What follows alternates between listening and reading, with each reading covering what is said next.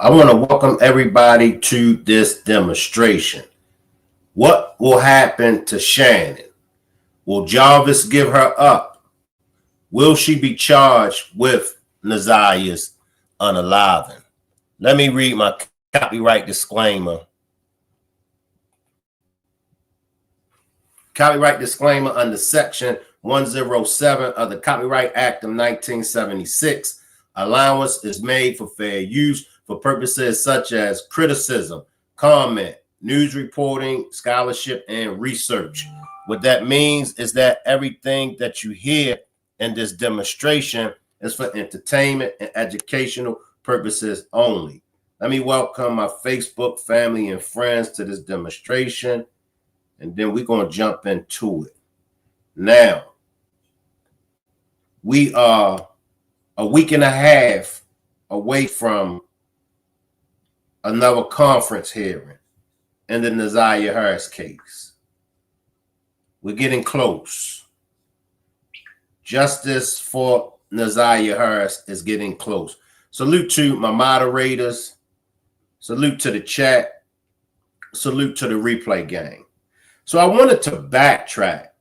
I think we backtracked Shannon's testimony. We probably backtracked it maybe about 5, 6, 7 times. I don't want to backtrack it again. I love to backtrack.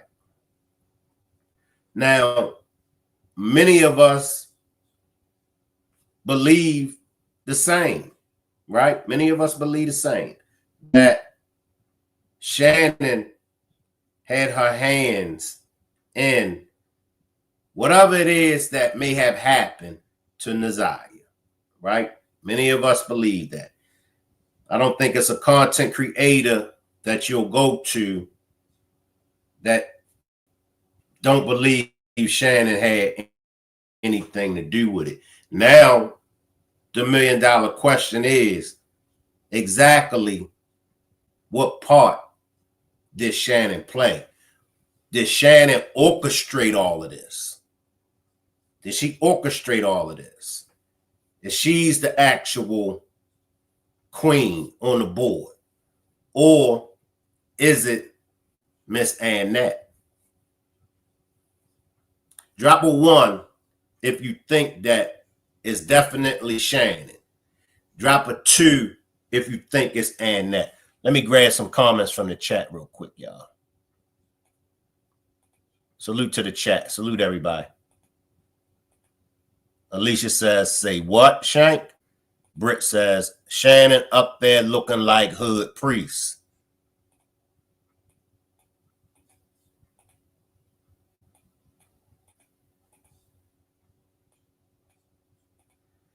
All right, we got a 1, we got a 2. We got 2 1s so far. I see you, Lisa. I see you, Lisa. Yeah, LA is a mess. LA is definitely off the hook right now. This is not a demonstration about that, but LA is off the hook. Give me a minute, y'all.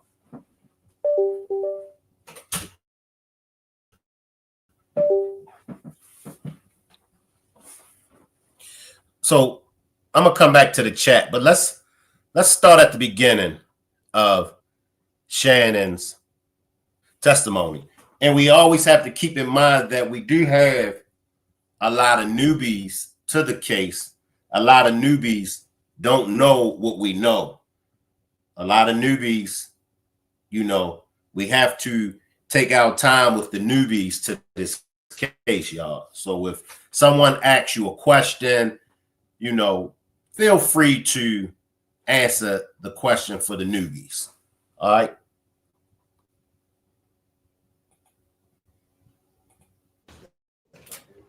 Raise your right hand.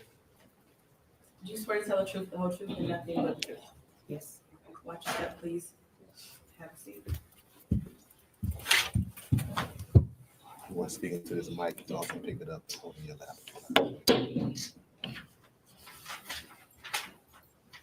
Whenever you're ready, Mr. Ripley. Thank you, Judge. Good morning. Could you please state your name for the record?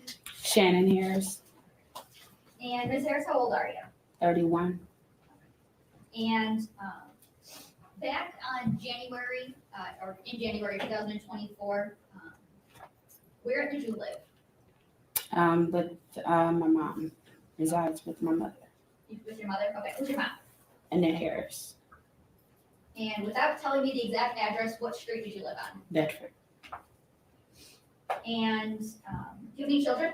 Yes, How many kids do you have? 5. And do all your kids have the same dad? Yes, Who's their dad? Jarvis Butts. And do you see Jarvis Butts in the courtroom today? Yes, And can you point to him and tell me the color of the clothing that he's wearing? green, blue, whatever. Green. Green. Your Honor, would the record reflect the witnesses identified the defendant in this case? So reflected. Thank you, Judge. And you said your mom's name is Annette. Do you have any sisters?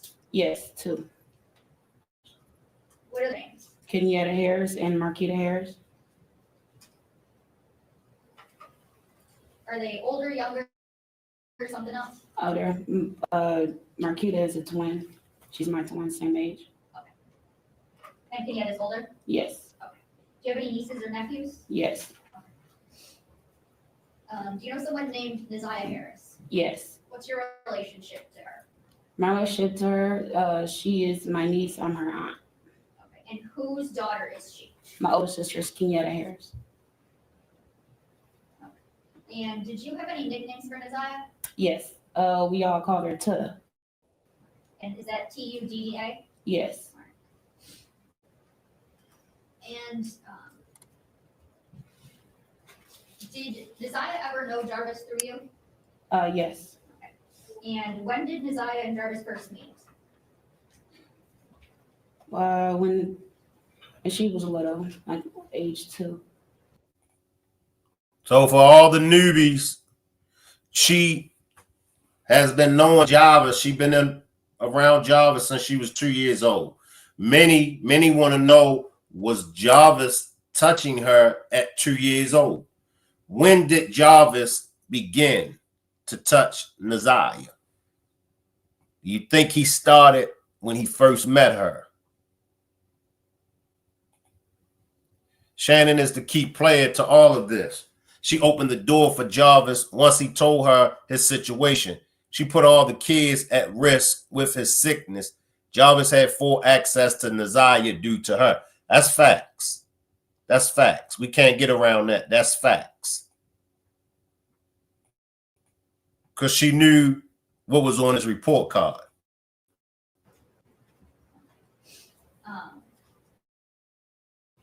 And can you kind of describe the relationship between Naziyah and Jarvis? Should be just the uncle and the niece relationship, no more than that. Now, that's the biggest lie. That's the biggest lie that Shannon told right there. What was the relationship between Jarvis and Naziyah? Right? What she say? No more than a uncle-niece relationship. But then later on, and you all will hear it, later on, you'll hear her go over the text messages between Jarvis and Naziyah.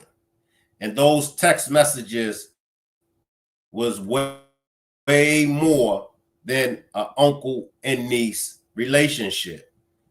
So as you can see with Shannon, Shannon started off lying. Not even 5 minutes into her testimony, she began to lie. Should be just a uncle and niece relationship, nothing more than that. And that's what she said. But according to those text messages that Shannon saw, so you knew, and you've been knew about their relationship.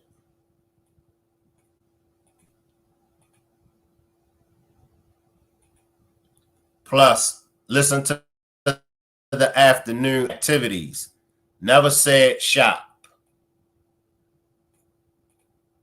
She lied when she was sworn in. Yes.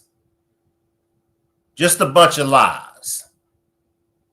Just a bunch of lies. So that's why this demonstration is called.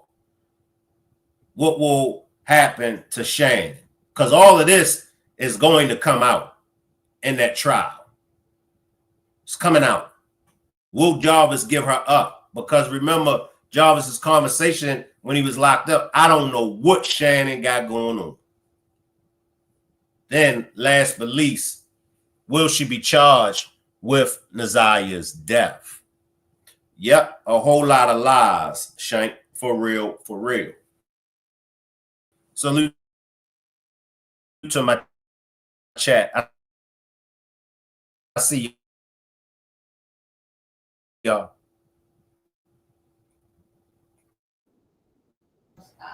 Like at your house with you? He will call or say from the city, or the kids will ask him, he's her dad, and he will come. Let me backtrack, y'all, because I started experiencing difficulty. So let me backtrack. Marianne said she should have just told the truth because she's still going to jail. Should have told the truth from the beginning. Should have told the truth from the beginning. Oh, yeah, she's good as gone. He giving her butt up. Let me backtrack it, y'all.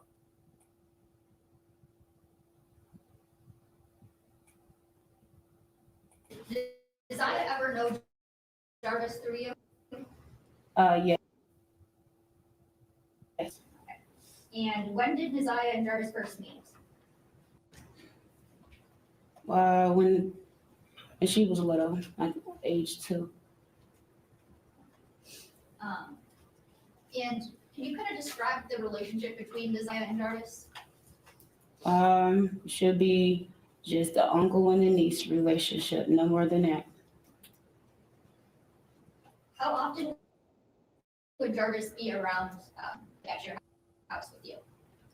He will call or say, can he come see the kids, or the kids will ask him to see their dad, and he will come pull up either to my house where I used to live or at my mother's house. Would Naziyah ever be around? All the kids will be around.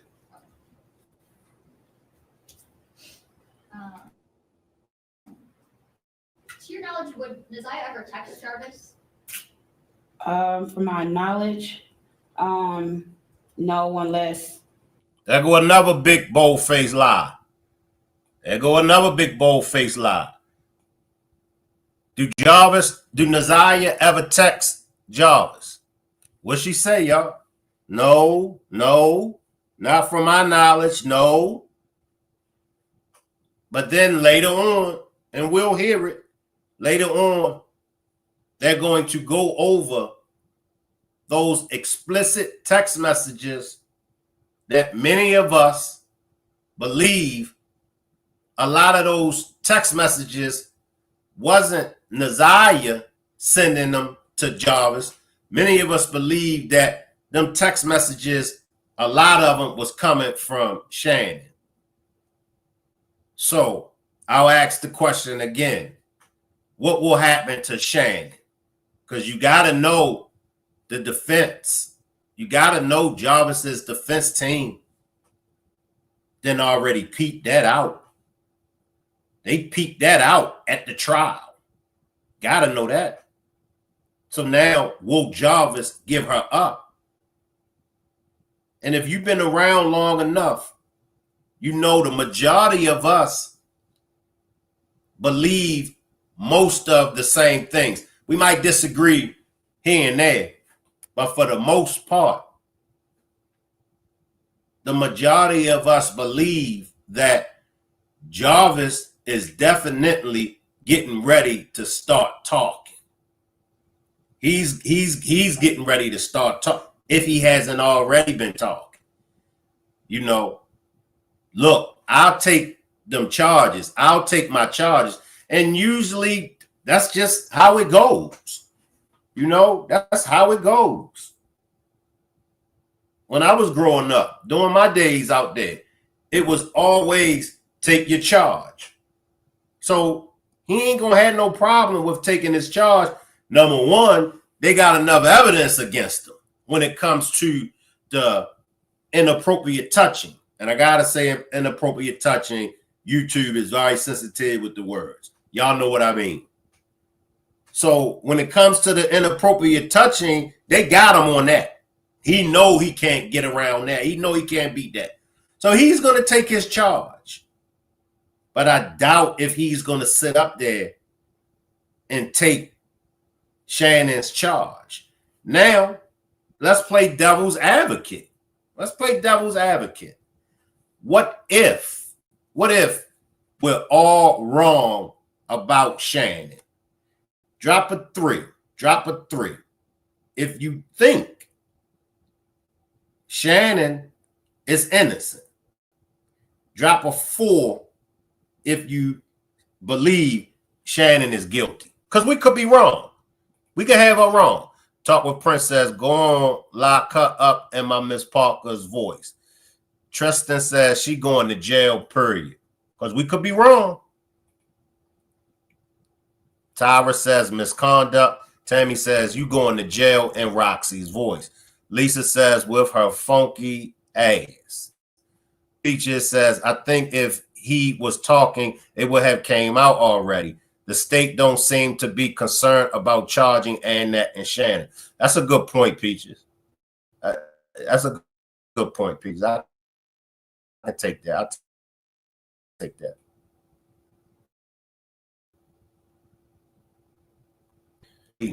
That letter spoke some truth. Kimberly says, guilty as you know what. Ain't nobody on Shannon's side. I see nothing but fours. She going to jail in hell for her nasty attitude gave her up. Yep. Shannon is guilty. Innocent people have no reason to lie. What's up, Shank? Sweetie, just coming in, yo. She's telling lies. Hey, Cheryl, appreciate you for pulling up, Cheryl.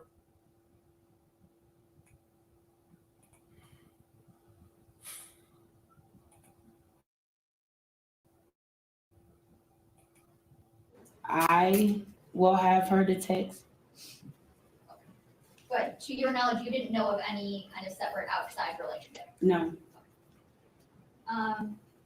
Would there ever be times where, where did you know Jarvis Butts to work? Pardon? Where did you know Jarvis Butts to work? Where did I know him to work at? Yes. He worked at 2 different locations. The first location would be on East Warren, and the other location would be on Gratiot and Connor. And what were those locations? Those are the auto repair shop. Okay. Record. Appreciate that cash donation, Tasha. And if you would like to support the channel by sending a cash donation, the Cash App is $ERICMCINT. Record, edit, and share your content all in one place with Riverside. Would you ever know Naziyah to help Jarvis Butts at his shop? Yes, he will call me and say, hey, if I can get our daughter and Naziyah come and work up at the shop. And I would say, let me ask my mom first regarding Naziyah. And which daughter of yours would that be? That would be my oldest, Janiyah. Okay. Would you ever know Naziyah to go to Jarvis's shop alone? No. Well, according to on the day allegedly that she went missing, she went to Jarvis's shop alone. Which one is it? Which one is it?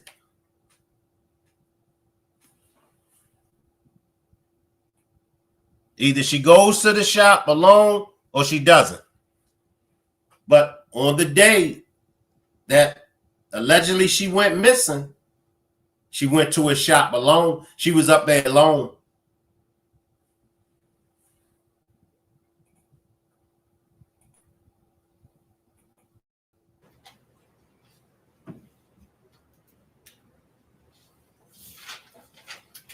Whose birthday is on or around September 26th?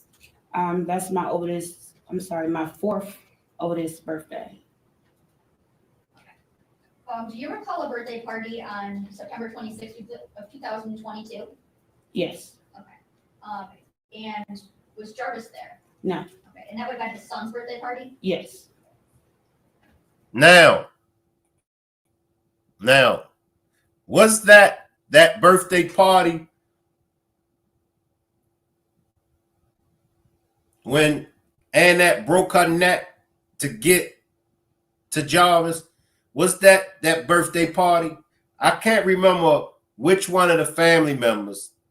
I believe one of the family members, I think it was Marquita, I could be wrong.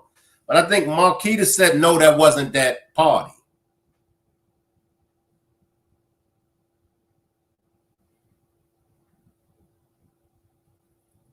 And that's why I say, always backtrack.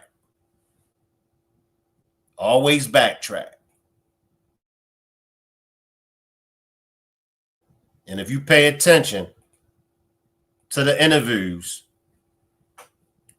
it all comes out. Shannon did as wrong, got them girls going to the shop to help clean up around nothing but men. But it's facts that Annette had foster boys in her home too. Why not send them to help do a man's job? Exactly. Because Jarvis was grooming them. And they allowed it. The text said Janiyah was doing too much, so she didn't want her to come. Why not send them boys up there, right? You send the girls. Because Jarvis was grooming them girls. And the $1 million question is, why was Naziyah in and out of Jarvis's truck on the day that she went missing? On that day that Jarvis's sister seen her, why was she in and out of that truck?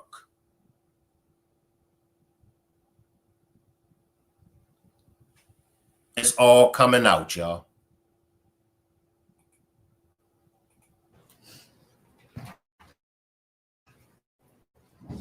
Were there ever times that you would text Jarvis off of a text now number? The only time I would text Jarvis off a text now number is if my phone is off. Other than that, no. And see, believe it or not, y'all, Jarvis has already been talking. Jarvis, because notice the questions that the defense is asking. Why is the defense stuck on these text messages? What? Because Jarvis done already prepped his defense. Make no mistake about it.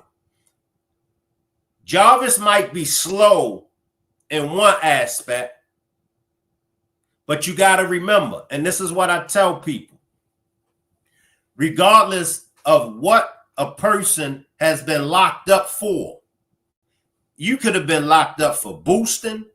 You could have been locked up for stealing cars. You could have been locked up for drugs. No matter what it is you've been locked up for, you're going to learn the system. You're going to learn how to move in that courtroom, especially in Jarvis' case. Jarvis has already been convicted before, right?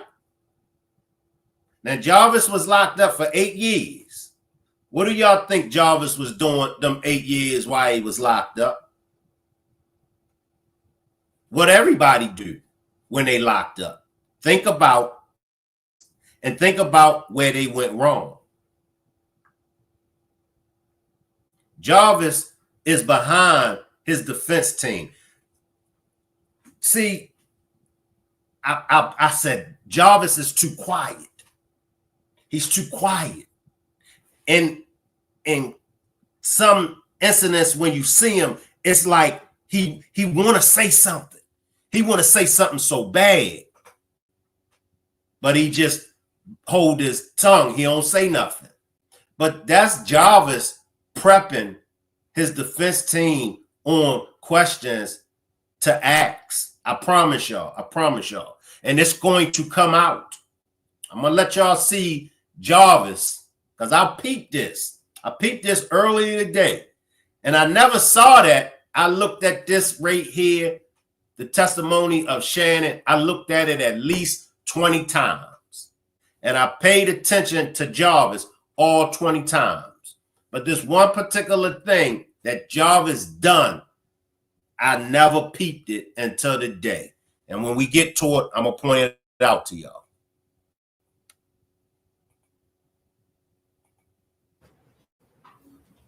And do you recall the numbers that you would text Jarvis from? Yes. Okay. And does a 586-510-5161 sound familiar? Yes. And what number is that? That used to be my old number. And is that number that you would text Jarvis from? Yes. Okay. And what about a 586-842-4504? That was the number before this number. Before the 510 number? Correct. Okay. And is that a number you would also text from? Correct. And what number did you have for Jarvis Funds? The 313-585-8719. And did you have any numbers for Naziyah? It was a funny looking area code. The area code was a 231.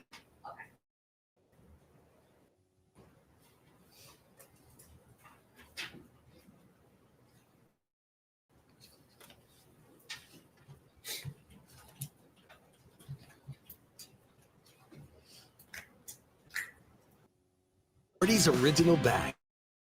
2 full-size favorites, fries and a drink, just $5.99.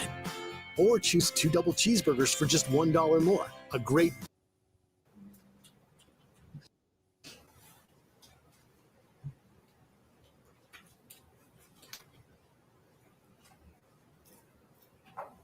I want to show you some messages from People's Exhibit 16 and ask you some questions about them, okay? Okay. Aaron, may I approach? Yes.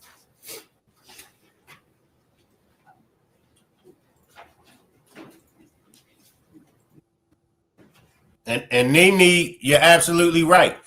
You're 100% correct, Shank. That's why he was over there writing so much. That's why he's over there writing.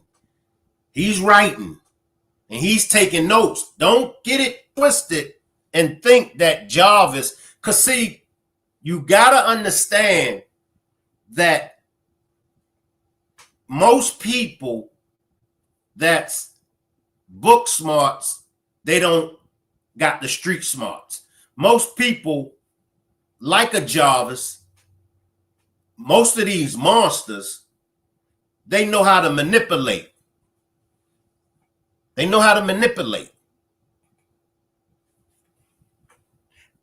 Just like you and our brains are constantly working at whatever it is that we got going on, these monsters, they brains are constantly working at what they got going on as well. Jarvis is slick. Jarvis is slick. And I'm going to tell y'all why Jarvis is slick.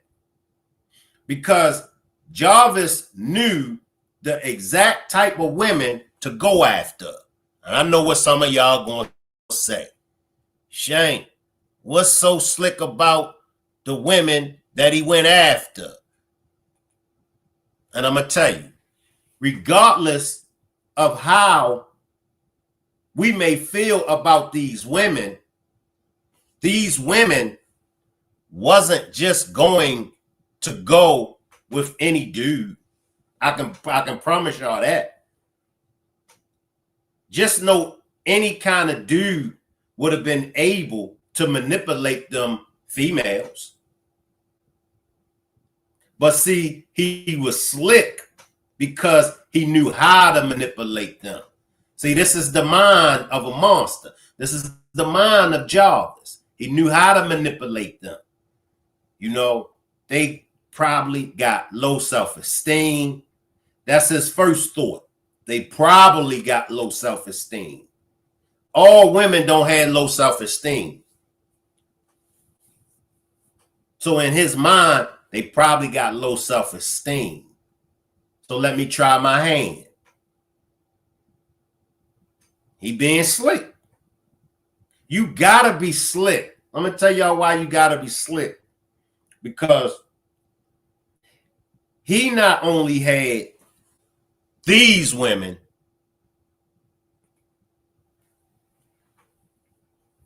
he had the main woman. He had the top-notch woman. He had Annette.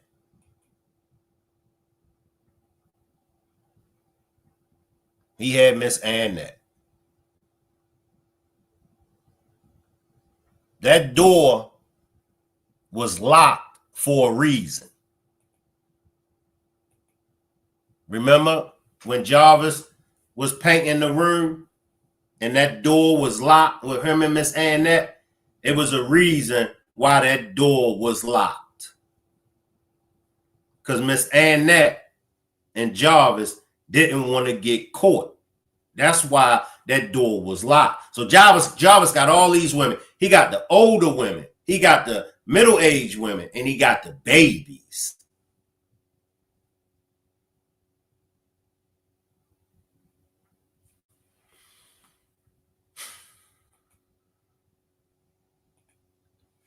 They are needy of a man, low self-esteem, and some of them getting checks. Salute, Red. No offense, but those women were easy and they were blinded by that chainsaw teeth high yellow thing. Jarvis was laying it down to all of them. Oh, man. So they was in the room with the door locked. Yes.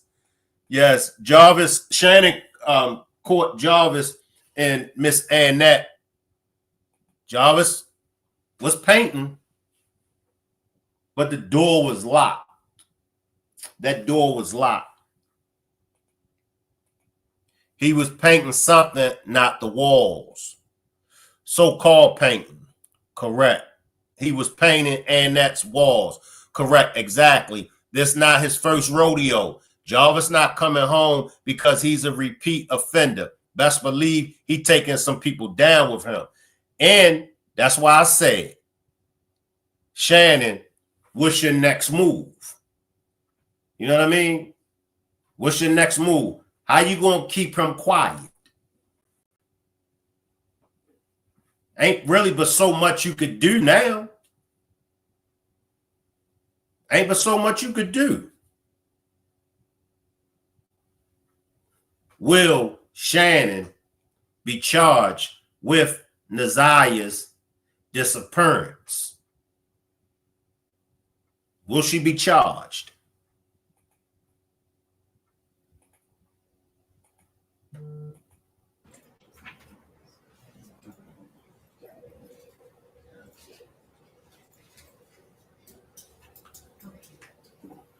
I'm going to direct you to messages on or about June 27th of 2023.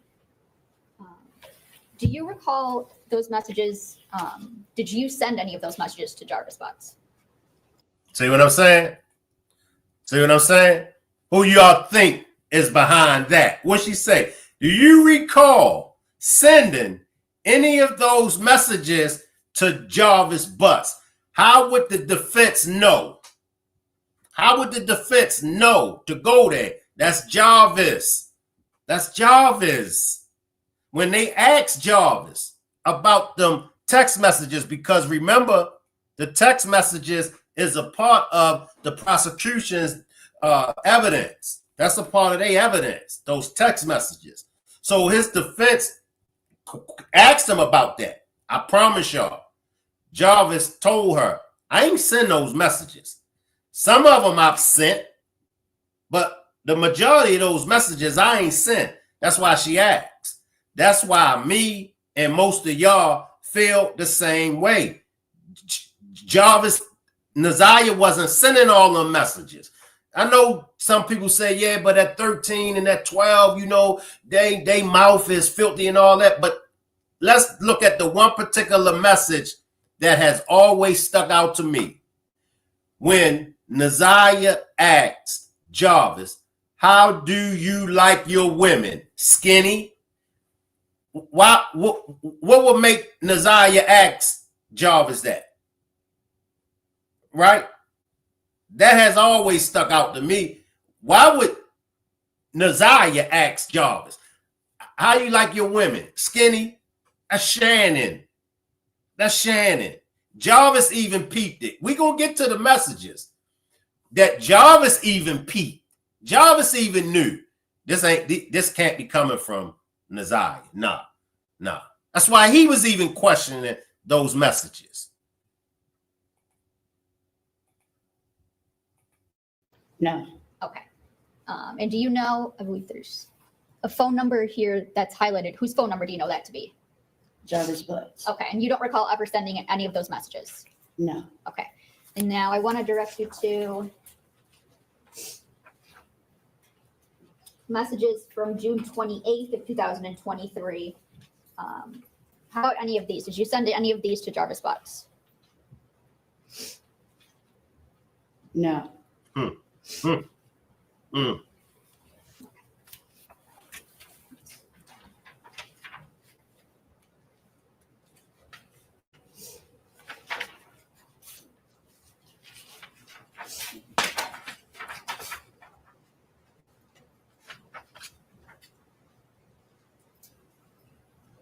What about any messages from July 2nd of 2023?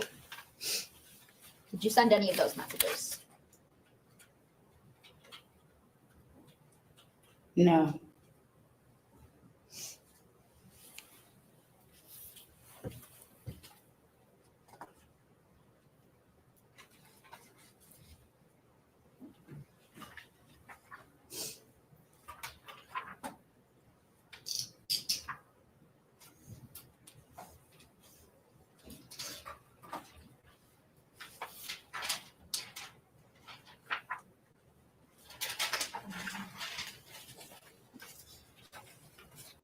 Do not pay your next car insurance bill. Repeat, do not pay your bill yet. So I found this website.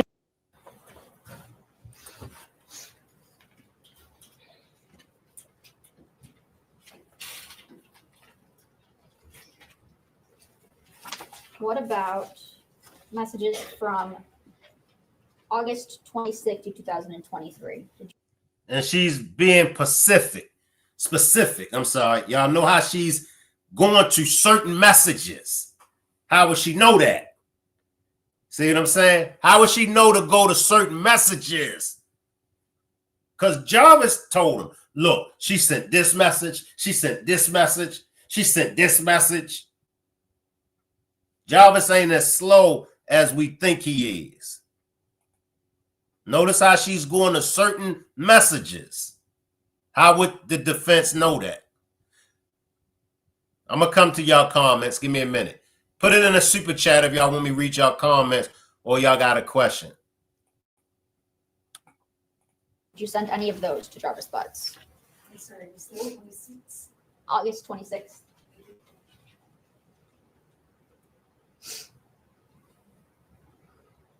No.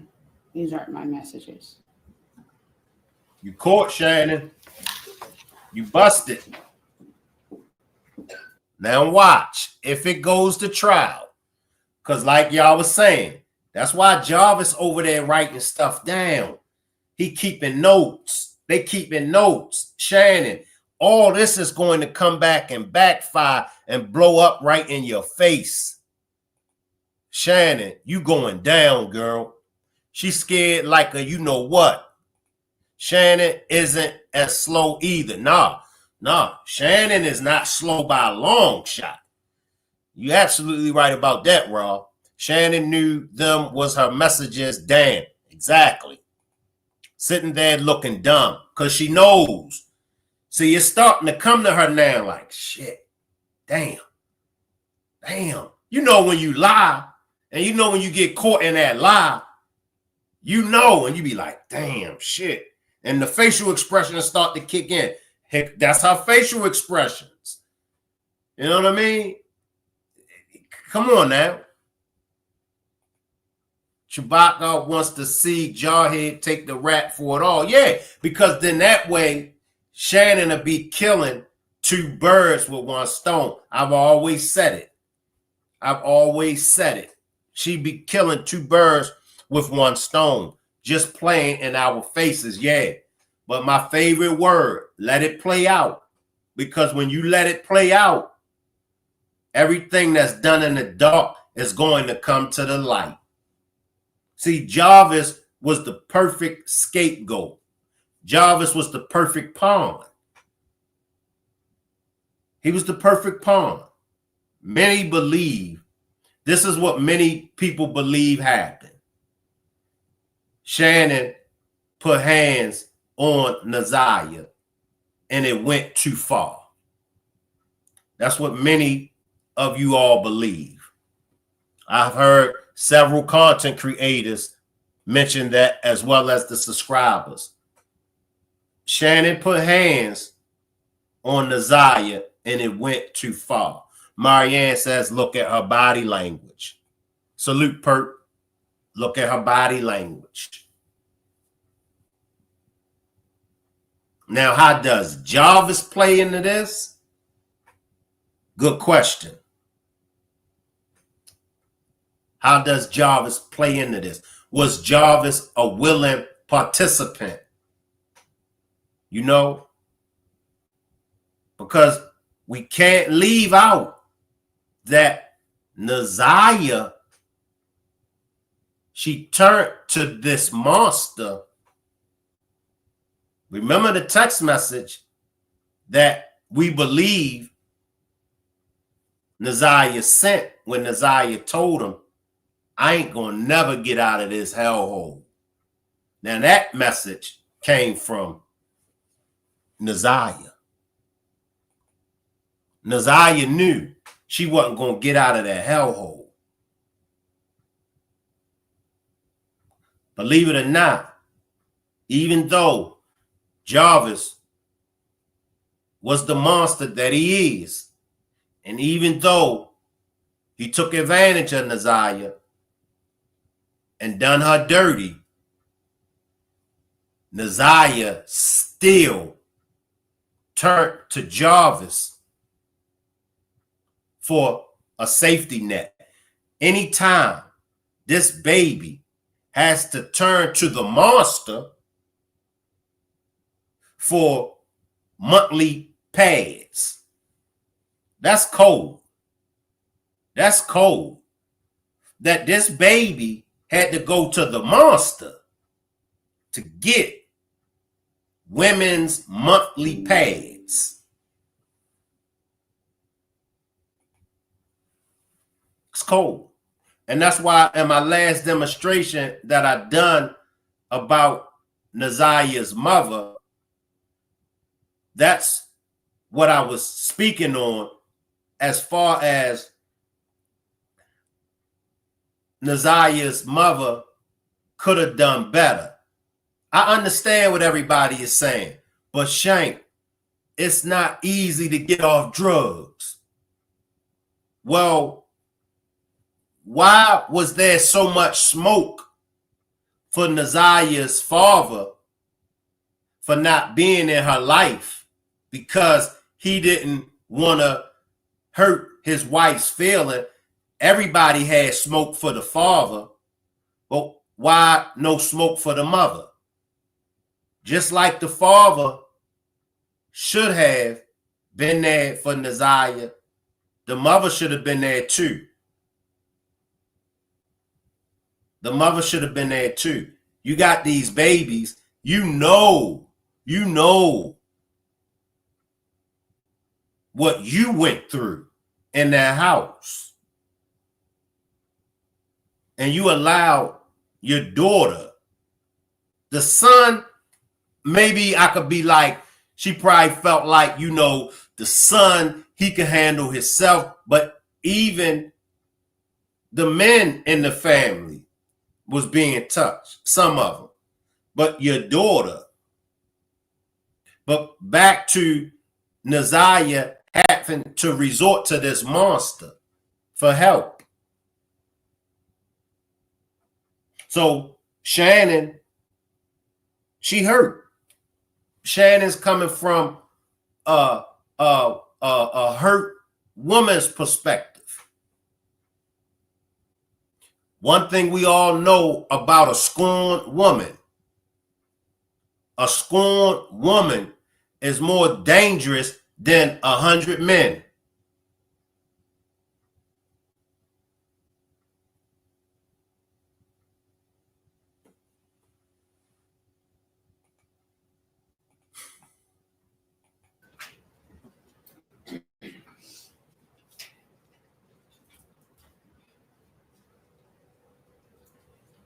Did Jarvis Butts ever tell you that Naziyah texted him to meet up on January 9th, 2024?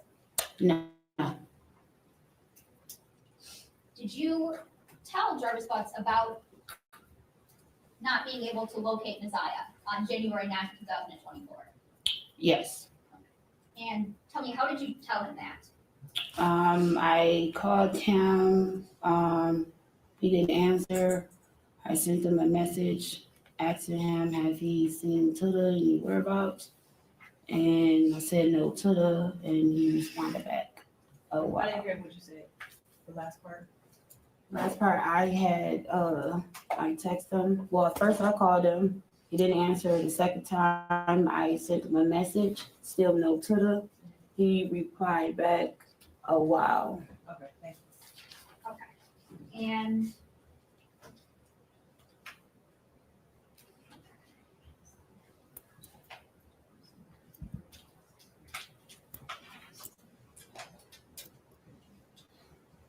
you're on a may I approach? Yes. And just for record references, I'm showing her what's going to be proposed, People's Exhibit 48. Ms. Harris, those text messages that you just referenced, do you see those on this page?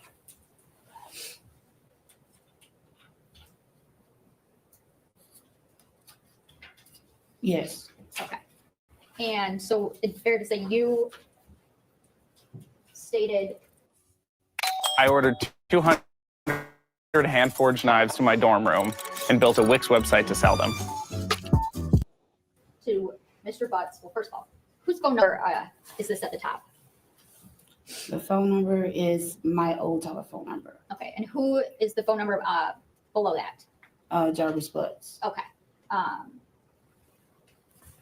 And is this, I guess, did these fairly and accurately represent these two messages? 3, 4, 5, 6 messages sent between you and Mr. Butts on January 9th, 2024 through January 11th, 2024.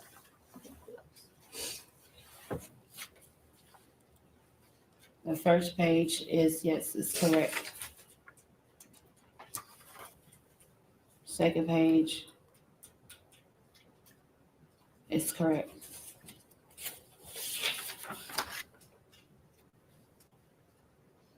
Yes. Okay. And so in January 9th, like you had indicated before, you had stated that you told him that there was still no Tuda. Correct. Okay. And you said he responded, oh, wow. Correct. Okay. And on January 11th, was Naziyah still missing? Yes. Okay. And did you ask Mr. Butts to do something? At this point, I just acted that she's going to read from the text message, just admit the exhibit. I can. Issue with moving to admit? No, Judge. Okay. These fairly and accurately represent text messages between you and your phone to Jarvis and his phone between, well, they start back earlier. Some from December 3rd, 2023 through January 21st of 2024.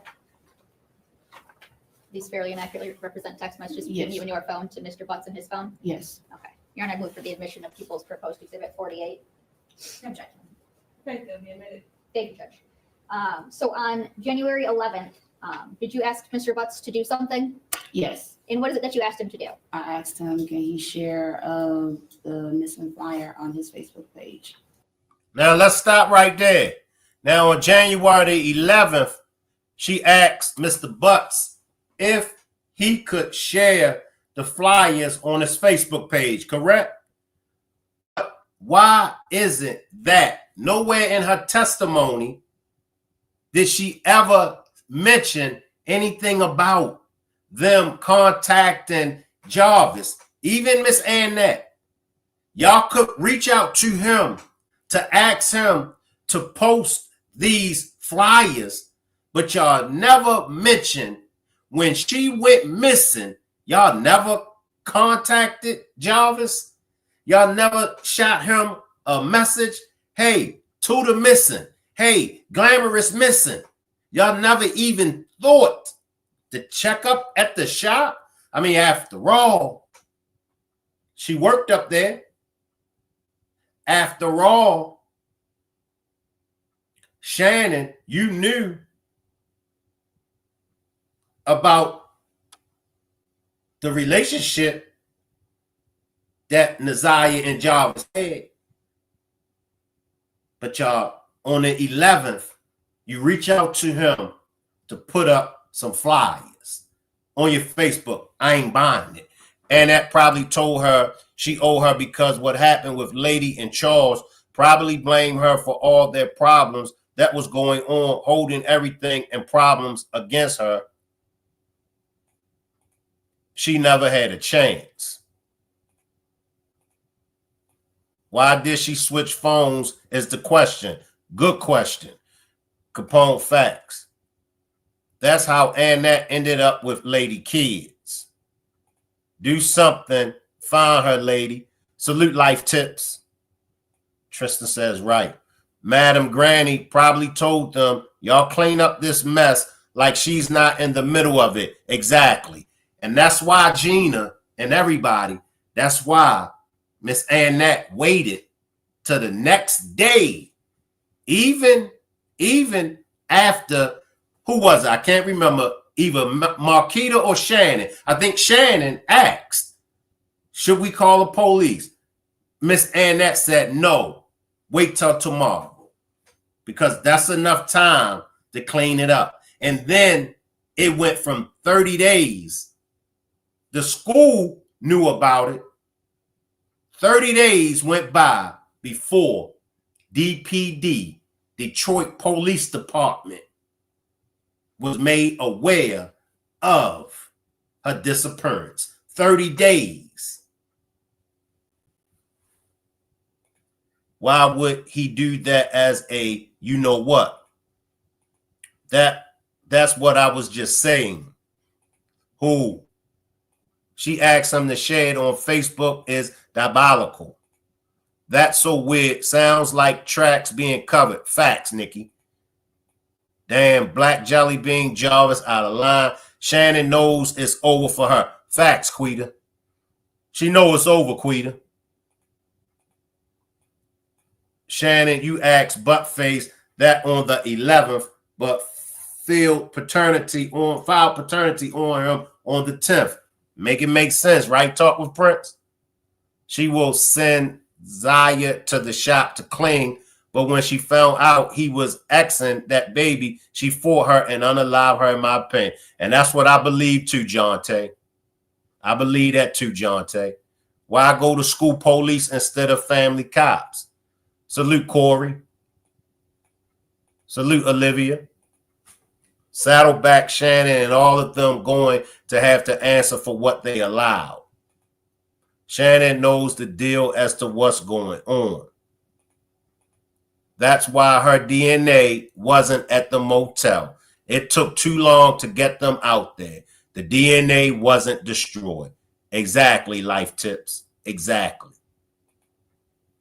They were setting him up for real.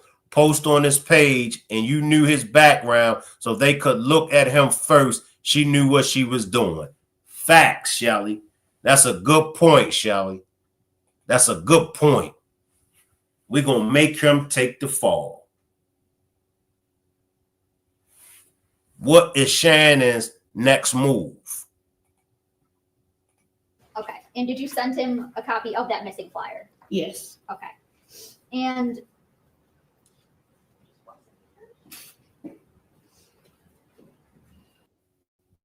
Powerball is trying to censor this video before more people discover the loophole that has already helped my.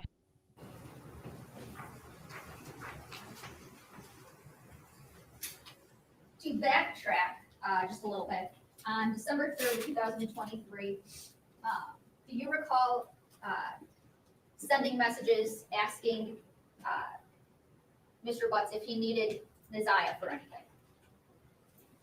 Yes, I do remember. Okay. So do you remember this text on the first page of People's Exhibit 48?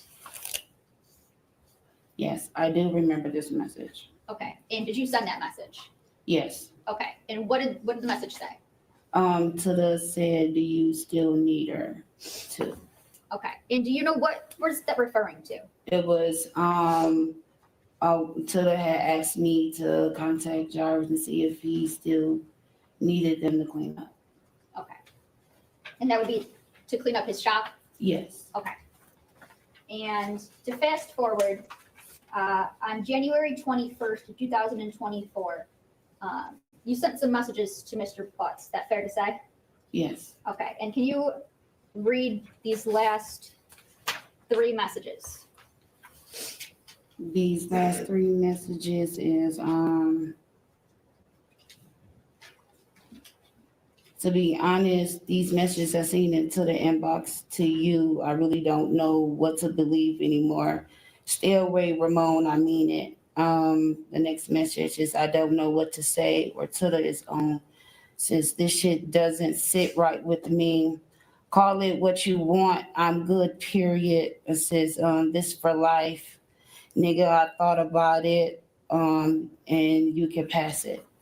Now, in the very beginning of her testimony, when was asked about Jarvis and Naziyah's relationship, what did Shannon say?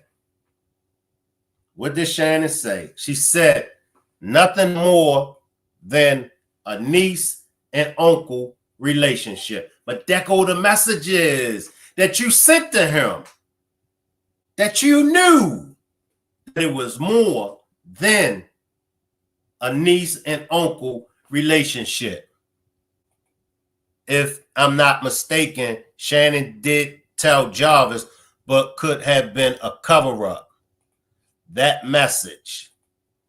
Shank Rock, prosecutors go over questions they will ask before the hearing, and witnesses know what will be asked in advance. They prepared the witnesses. See what I'm saying, Shank? It was uncle and niece, but not according to the message that Shannon sent to him right there. Why she called him Ramon. Top Flight says shouldn't be nothing more than a niece and uncle relationship. And that's what she said in the very beginning, Top Flight. But now it's coming out that you knew it was more than a niece and uncle relationship. Ramon, she's reading her text as if she didn't write them. Exactly. And Moose, she want to say that she didn't, but she already too deep in. She knows it now. See, it's coming out, and it's hard for her to keep up with the lies. She want to say, I ain't send the messages, but she can't because she already agreed that she sent the messages. She was sending her up there. She was exactly facts. Her even saying, Tudor wants me to know if you still need her for the shop. That right there, a mother would look at that strange as hell, enough to make you wonder. Facts. And even Marquita, Tudor, and everybody.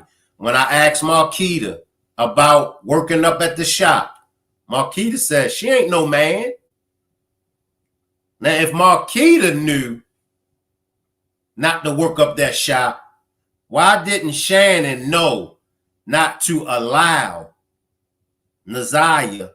Why didn't Miss Annette know not to allow Naziyah to work up there? A grown woman. Marquita, I ain't no man. But for Shannon and Miss Annette, it was okay for Naziyah and Janiyah to work up there. Ramon, not Jarvis. She sure did, Shank. The prosecution set her up. Oh, yeah. Oh, yeah. Exactly. She going down.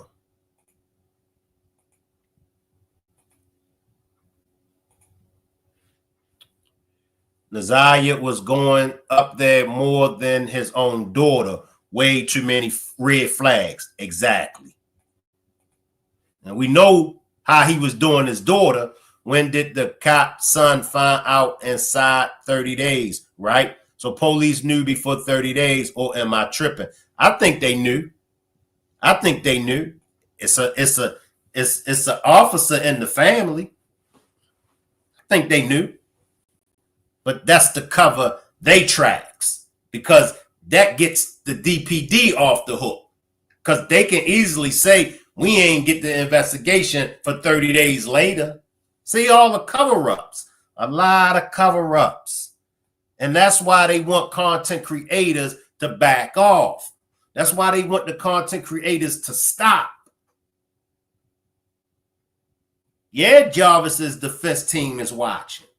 Yeah, the judge is watching. Salute, Judge. Appreciate you for watching. All of them watching, the content creators. That's why some of them in that family want us to stop. And that's why she got mad at that baby. I don't know too many 13-year-olds that want to work at a shop. Most 13-year-olds want to do hair and makeup. Facts. Facts. And we seen Naziyah, in my opinion, Naziyah is girly. Janiyah, they girly like. Like you said, she want to look pretty. She don't want to be up cleaning up no goddamn shop. Also, it was not his obligation to provide money to her, and that should have given her tasks for money. Facts. You send this girl. You send her to work up at this shop with not Jarvis as one SO. Ain't nothing but SOs around there. King, Frank, the owner. That's all up at the shop. And you send that 12-year-old little girl up there. What did you think was going to happen to her? What you think was going to happen to her? To the facts, that's what I'm saying. Yep. Marquita didn't stop dealing with Shannon even after Jarvis tried her daughter. That's a good point. Jonte can't make this ish up. No, you really can't. You can't make it up. Shannon is not telling, period.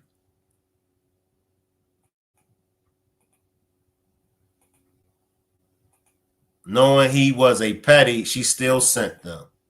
Salute T. Shank, that was Marquita's daughter that testified seeing Jarvis and Naziyah having, you know what, at the shop. She don't get a pass. Facts, T. That's facts. Couldn't have said it no better. Salute, Judge. Or hang around boys. Bren said louder. You can best believe Annette was getting her percentage. He wasn't even paying them because she had to beg for pass. That's sad, man. That's sad. Right. Never the boys, and he has sons. Yeah. Why you ain't had your sons up there? Right. Never the boys. And cons, that's all Frank hired. That's it. And it was the prosecuting attorney who asked her the questions. That's sad. Yes, knowing he was a petty. Forget the shop, though. He was in the house doing his dirt. No regrets or consequences. Not one time. Your hefty, you know what, ain't realized he want in the bed next to you for a long period of time.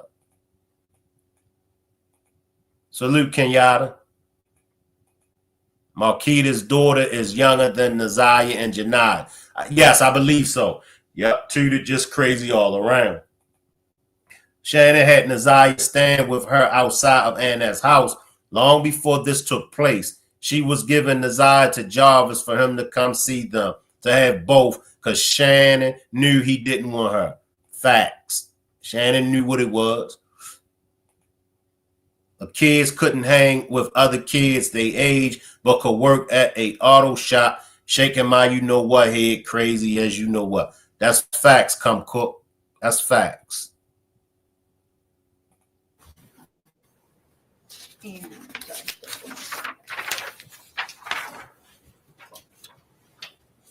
And don't call me, no need to explain shit. I already see it. Okay, so you were referencing some messages that you saw in Tada's inbox. Correct. Tell me, how did you see some messages? Well, first of all, where these messages were at? The day of Officer Gardner came to pick up Naziyah's tablet. My mom asked me to put it on the charger. I put it on the charger. Officer Gardner, after that, Officer Gardner called and said she's on her way. And let me just slide in, because Nisi make a good point. Yeah, no Disney World. They ain't take her to Disney World when they went to Disney World. But yet, they could send her up to that shop. That's cold. That was cold. That was cold. When y'all went to Disney World,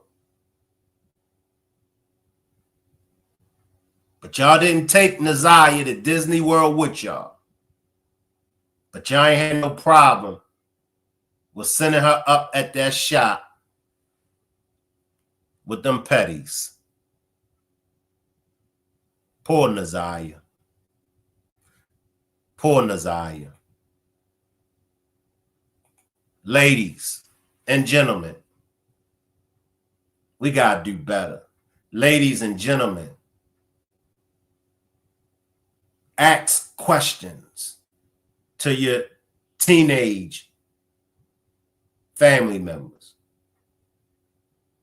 to the kids that's in your family member. That's your friend. Ask questions. Has anybody been touching you? Talk to them. Because there are a lot of Naziyahs and Janiyahs that's out here. It's a lot.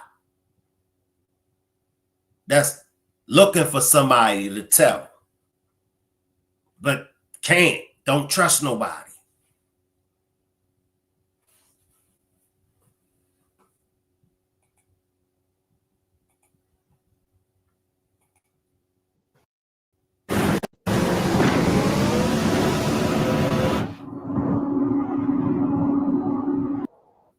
Without saying what. Okay, I'm sorry.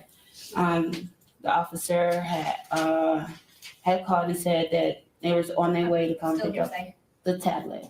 Okay, Okay, so, sustain as far as hearsay. yes, thank you, Judge. Okay, continue. So the tablet, before the tablet was picked up, I looked inside to the tablet. She has 2 passwords that I normally know. So one of them is referenced for her brother's birthday, and the other one is referenced for my password. So I put the first password in, it didn't work. So I put the second password in. So the first thing I went to was Instagram, which I was scrolling. And I seen Jarvis Buck's Instagram page. I clicked on his page, and I seen 2 messages. Okay, and what were the messages that you saw? Who were they between, first of all? Naziyah, my niece, and Jarvis. Okay, and what were the messages that you seen? It was roughly 2 messages that I have seen that I can recall. States. I'm going to object to this as hearsay. They have not been admitted, and the messages themselves would be the evidence. Were they of any? Were the messages of a sexual nature? No. Okay, and you said you saw 2 messages. Yes. Okay, did you see anything else? It was 2 It was 2 sent pictures, but you can't really make anything out. It wasn't nothing there, but you know, it was the picture was sent.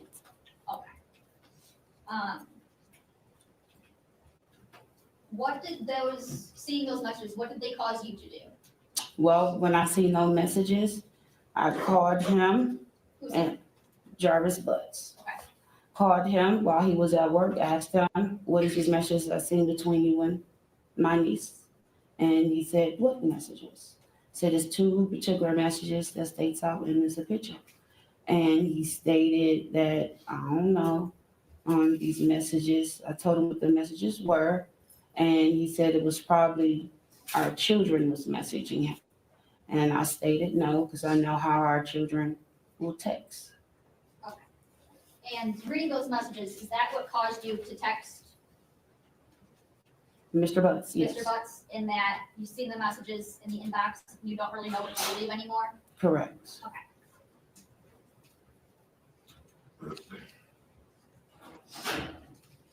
One second, Rich.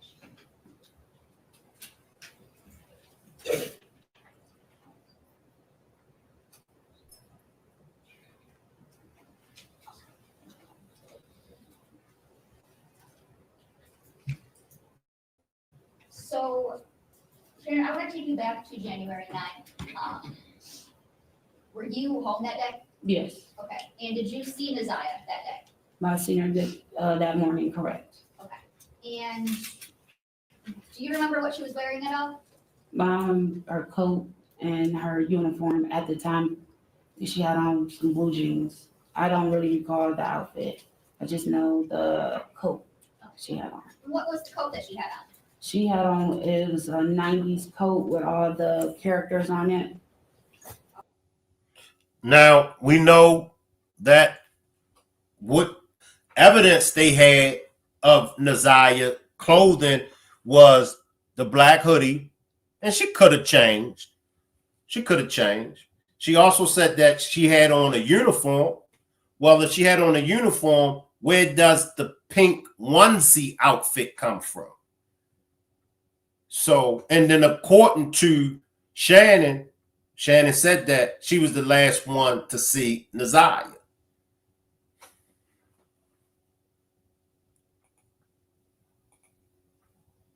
Okay. And you recall seeing her wearing that the morning of January 9th? So, according to Salute JoJo, according to Shannon's testimony, she had on a colorful coat with characters on it, according to Shannon. But the evidence that they found of supposedly Naziyah was that black hoodie. So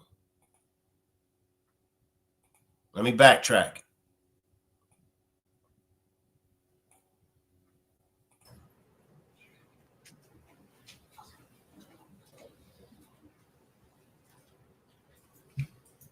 So, see Jarvis in the back? Y'all see Jarvis in the back? Now that's Jarvis doing the talking in the back. Let me backtrack. Pay attention to Jarvis.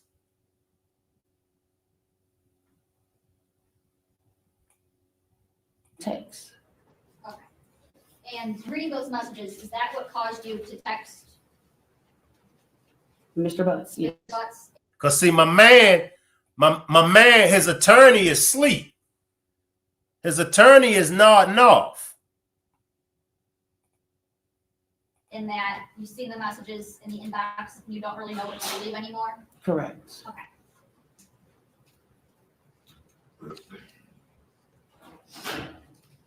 One second, Rich.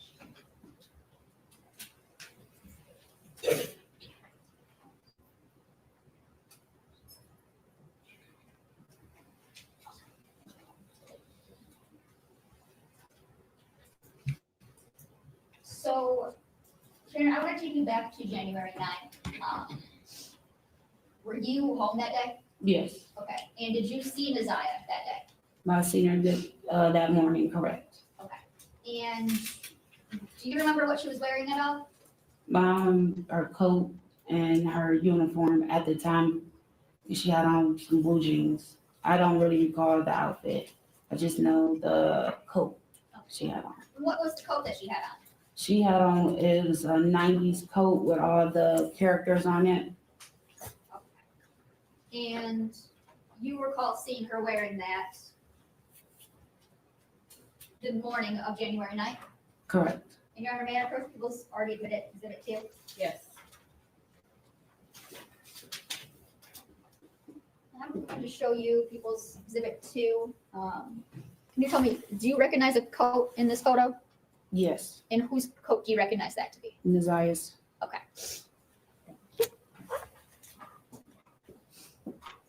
Now, after you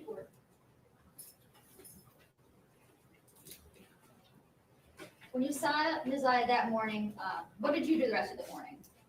Nothing. I was at home with my mom and my 2 children. And do you ever leave the house at any point that day? No. I was at the house the whole entire day. And do you know what time Naziyah would normally get home from school? On certain days, she will stay for after school, and then on certain days she will come home. The days she will stay for after school is 6, and the days that she don't, it's at 3 o'clock. Okay. And on January 9th, do you know if Naziyah had the after school program? Yes. At that time, my mom took her out of the after school program, so she will come home directly at 3 o'clock. Okay. And were you home at 3 o'clock? Yes. And did you see Naziyah come home? No. Okay. And did you see her come home at all the rest of the night? No. Okay. Did you leave at any point after 3 o'clock? No. Okay.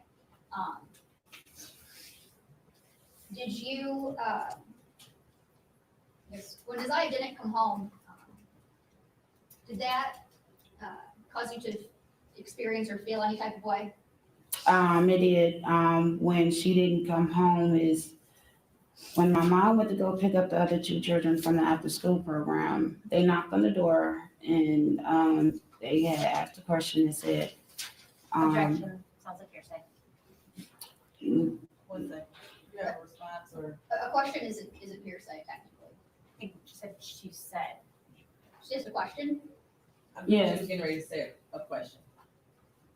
Okay, What was the question? What was the question? The 2 children had asked me, Mom said, did That's the hearsay. Naziyah come home? The hearsay is mom said. Okay, so were you asked directly whether Naziyah came home? So my mom was still in the car. I was inside the house. They was coming to the house, walking up to the door. When I opened the door, they asked me, Mom said, did Naziyah come home? I said, no. And was Naziyah home at all? No. Okay. And did you do any sort of looking for Naziyah that night? Yes. What did you do? I called my twin sister. I called some of her friends that I know that stays close by. If they had seen Naziyah, heard from Naziyah and everything. And when I reached out to my sister, she said no. Her friend said no. So after that, I asked my mom, did she want me to call the police? She said no, she will take it up in the morning. But you never contacted Mr. Butts. You never contacted Mr. Butts. Not one time. Somebody make this make sense. But you contacted him on the 11th for him to post the missing flyers on his social media. But you never bothered to contact Mr. Butts, to ask Mr. Butts, have you seen her? Did she come up to the shop today? Somebody make it make sense.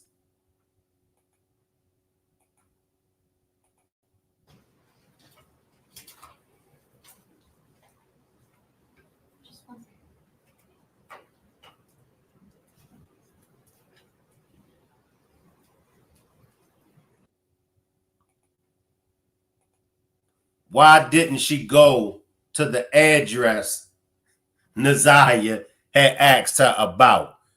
Make it make sense, Nene. If she comes home every day, why would she be questioning that? She would have just came straight in the house. Cover up. Facts. I mean, you can't make this up. Also, very odd, many family members didn't know she was missing for a while. Facts. Shannon, a dang lie. She knew not to contact him because it took him days to get rid of her some way, and the 11th was to cover her you know what. And the $1 million question that we all want to know, where is Naziyah? If Naziyah is no longer alive, let the authorities know where she is so she could be laid to rest, so she could have a proper burial. Because one thing about cases like this, eventually somebody ends up telling everything. Eventually. My opinion, it's going to be Jarvis. Jarvis is going to come up off of all of the information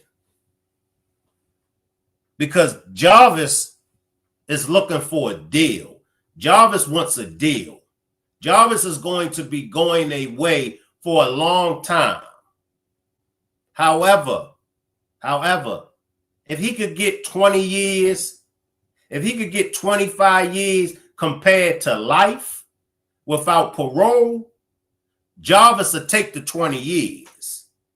Jarvis will take the 25 years because he'll have a release date. No matter how long the release date is apart, he'll have a release date. But life without parole, you get them letters with no parole, you don't got no release date.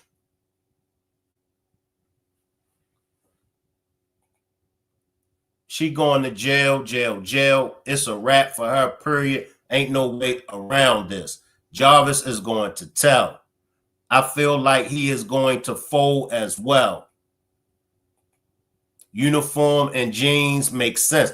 I'm going to drop my link. If anybody want to join me on the panel, feel free to click on the link. If you are a SA survivor, and if you would like to tell your story, please click on the blue StreamYard link and join me on the panel, and you could tell your story. Or you could join me on the panel to speak on the case.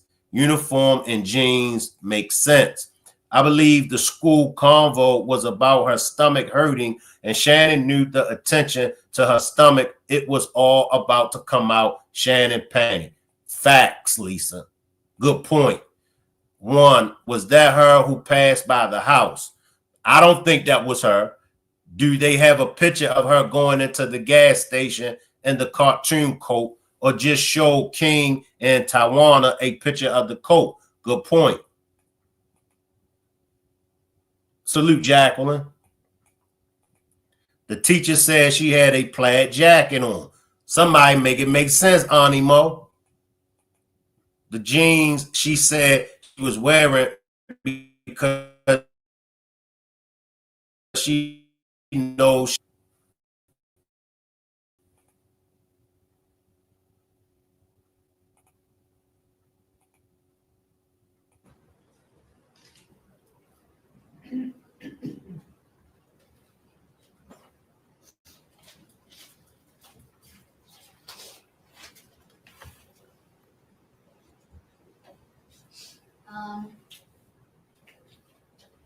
Shannon, did you know Naziyah to have a pair of red and black Nike shoes? Yes. Okay. And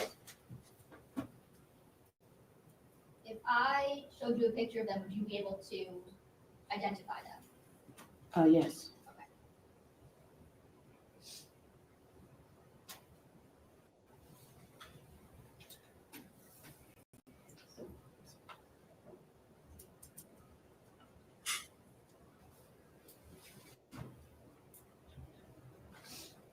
approach? Yes. And for the record, this is going to be from People's Proposed Exhibit 14, and it'll be picture 34. Do you recognize these shoes? Yes, that's a pair of shoes that my mom bought for to the birthday. Okay. Thank you.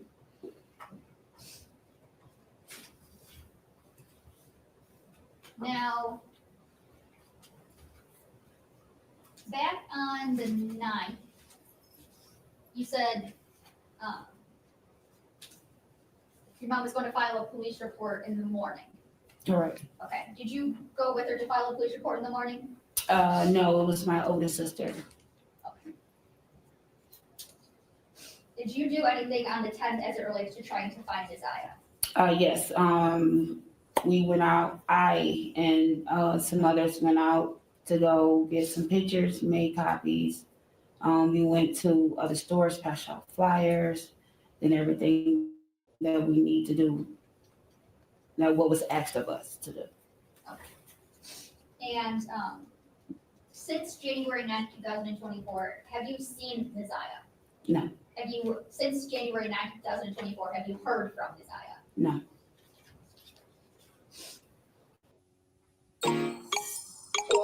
Take what you do best and create a website that's worthy of it. So now, the next morning, Miss Annette and Lady makes the report. Right? This is why I say you got to hold Lady accountable. Lady went with Miss Annette to file a report, right? But remember, allegedly, Naziyah was with Lady the day before she went missing. See, the problem that most of us are having, we don't know the exact day when Naziyah really went missing. We don't know. Because see, now you got to put Lady in the equation. And some people, when some people say Shank, I don't believe Naziyah is unalive. Some people still feel like Naziyah is still alive. Drop a 5. Drop a 5 if you feel like Naziyah is still alive. She could be with Lady. Now, my opinion, and it's just my opinion, I think Naziyah is no longer with us. I do believe that she's no longer with us, but I will entertain the thought that she could possibly be still alive. Salute, Shelly.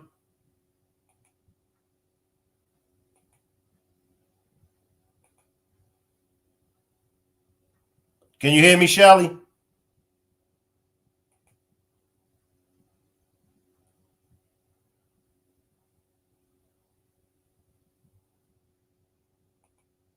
Can you hear me, Shelly?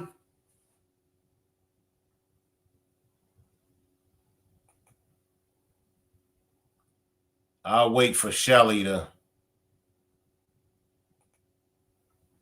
turn on her camera. Turn your camera on for me, Shelly. But could she be with Lady?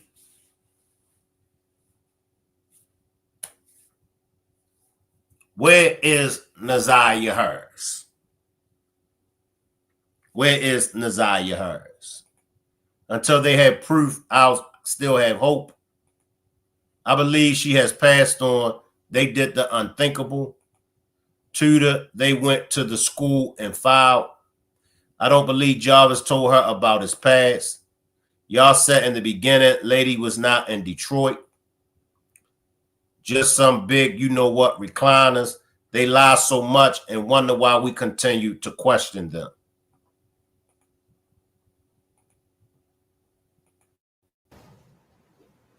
Nothing further at this time, Judge.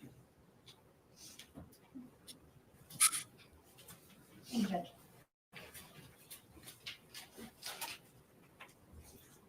Ms. Harris, I also have some questions for you. You and Mr. Butts have been, or you've known him for about 12 years? Correct. And fair to say that you were in a dating relationship with him for most of that time? Correct. But towards the end, like last year, it was more off and on, fair to say? No, it was on and off for years. For years, okay. But you have 5 children with him? Correct. And this relationship that you had with him, even towards the end when it was on, it was a sexual relationship, right? Correct. Sometimes you go to a motel to have sex with him? Correct. Yes. And that motel was the Park Crest Inn? Or the SharePoint. There was more than one? Multiples, yes. Okay.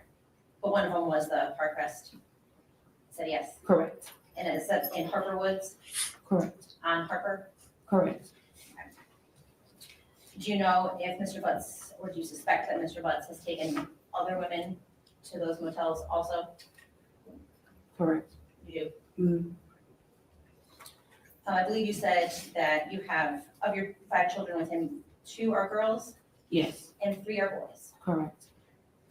And in January of this time, well, January 2023, you were living with your mother on Bedford, correct? Correct.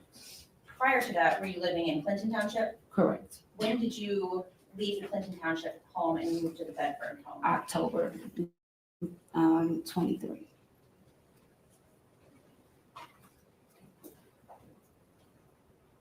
And so there were times when you were in Clinton Township that Mr. Butts would travel out there to see the kids. Correct. And then when you moved to the Bedford address, he would go to the Bedford address to see the kids. Correct. And then the Bedford address is when Naziyah was also living there, correct? Correct.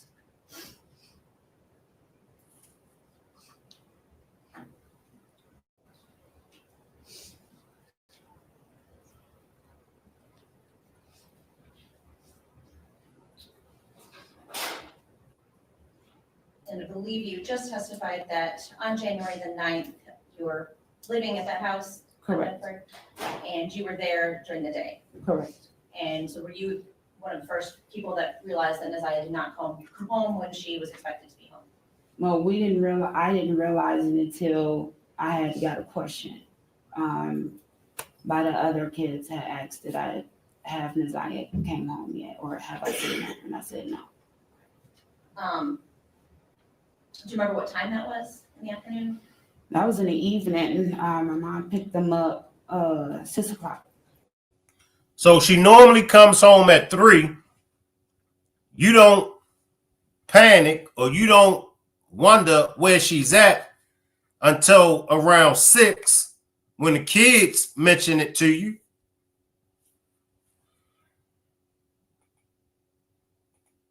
So that was about 3 hours later than she normally should have been home? Correct.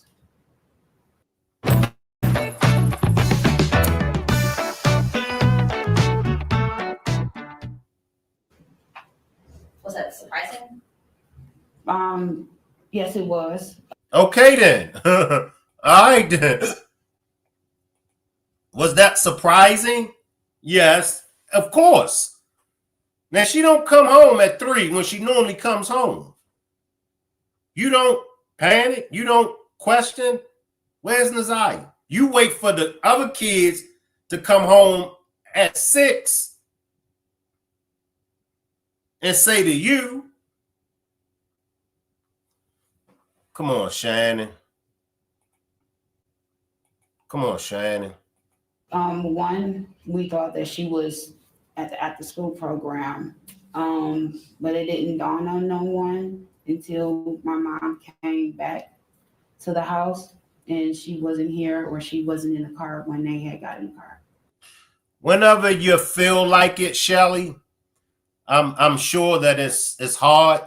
So you just take as much time as you want and just know whenever you want to come forward and tell us your story, just know that the platform is available for you. So you just take as much time as you need, Shelly, and we are here for you. And if there's anybody else out there that have a story to tell, take as much time as you need. I know it's hard, but just know whenever any of you all would like to come up and tell your story, always know that the platform is available. Just simply ask me, can I drop the link so you could come up and tell your story, and I will be gladly to drop the link. Take as much time as you need, Shelly.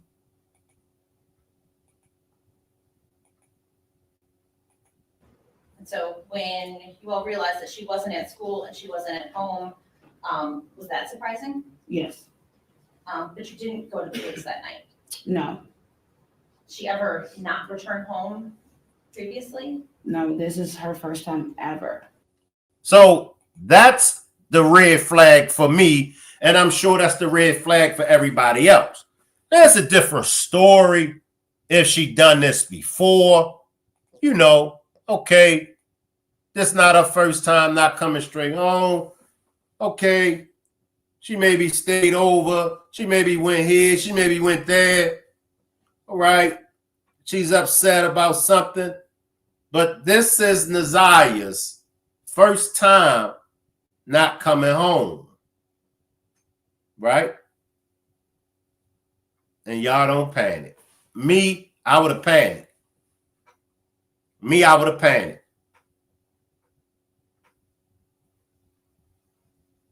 Y'all didn't care about Naziyah. Some of y'all did. Some of y'all did. But Shannon, you didn't care about Naziyah. You didn't. Because if you cared about Naziyah,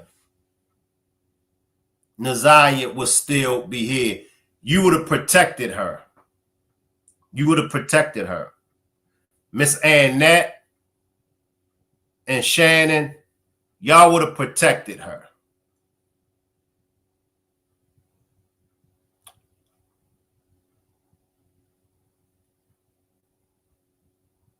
When is this going to stop? When are we going to put an end to these generational curses that goes on in families all over the world? All nationalities go through this. When are we going to protect these babies? When are we going to protect them? Like when you do the homework, you know that Naziyah's mother was inappropriate touch when she was underage.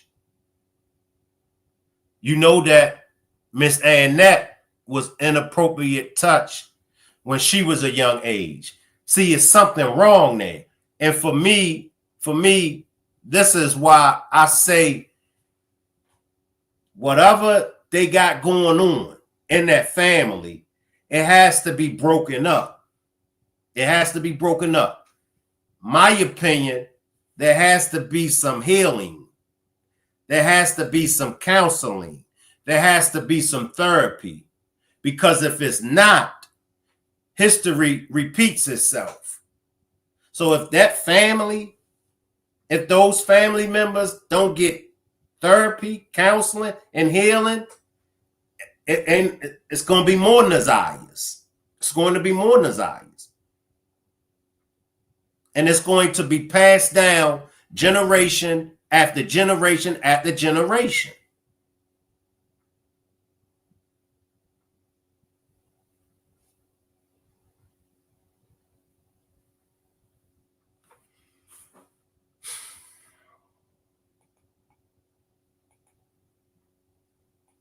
Doing this. Did she have friends in the neighborhood that she would go visit? Yes. And you said, are those the folks that you contacted to ask? Yes.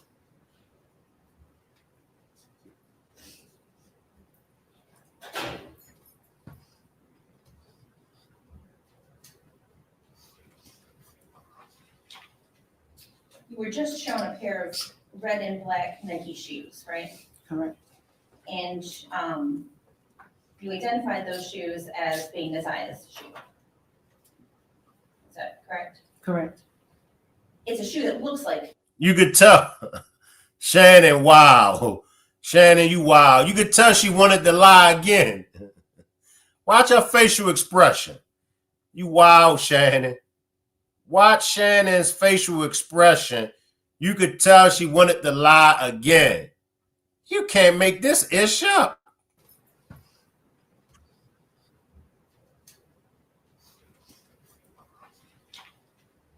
You were just shown a pair of red and black Nike shoes, right?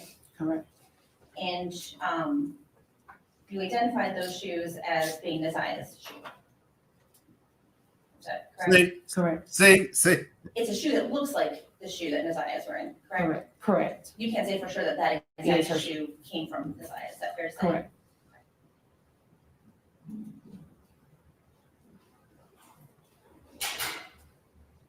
I think you testified that very rarely would you ever use text now to contact Mr. Butts. Right. Only if your phone was turned off. Right. And that was not very often. Right. Would Naziyah ever have access to your phone to use it? Yes, like she would ask, hey, TT, can I see your phone? Sure, I wouldn't mind, yes. And so would she text from that phone?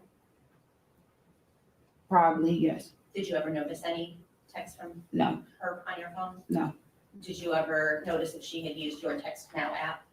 No, the only time when I would notice something is say if me and Jarvis would we won't be on the same page seeing eye to eye, and I will call him and he said why you will call me, or like why you continue to keep calling me, and I would say I haven't called you all day or in 2 days.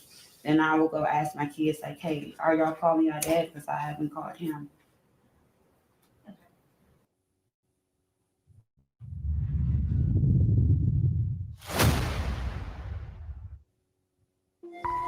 I am Polestar 3. I am pure electric performance. And until you looked in Naziyah's Instagram account, did you ever notice anything on your phone that caused you to be concerned? No. Between Naziyah and Mr. Butts? No.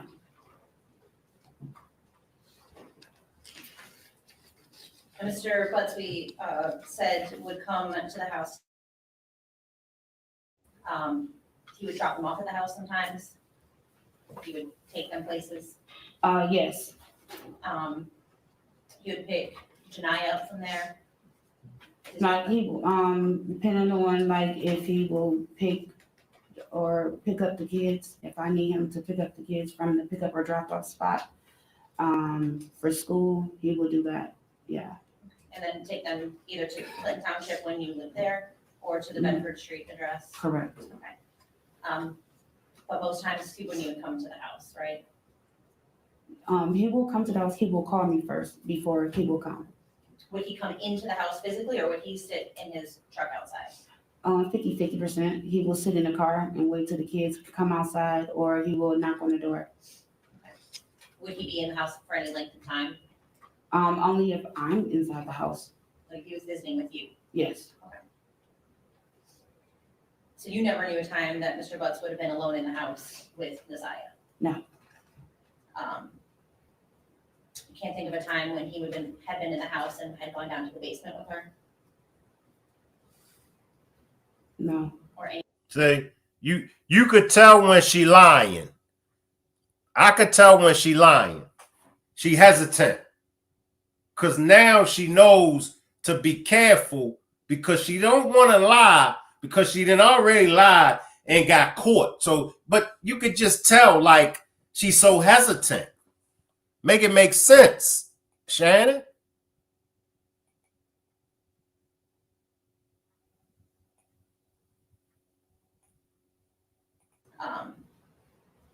You can't think of a time when he would have been in the house and had gone down to the basement with her? No. Or any other room in the house alone? No. Would Mr. Butts have ever been at that house if another adult, like you or your mother, weren't there? He will, what you said.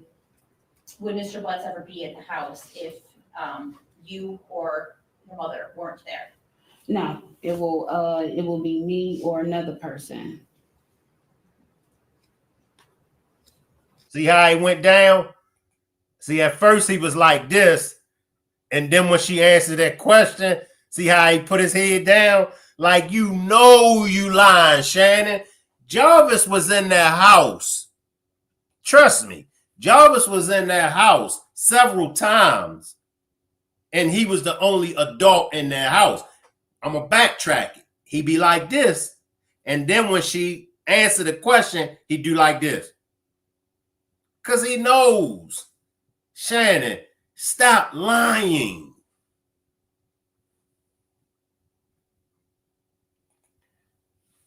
Salute Felicia. Felicia says, Shank, I'm not a troll.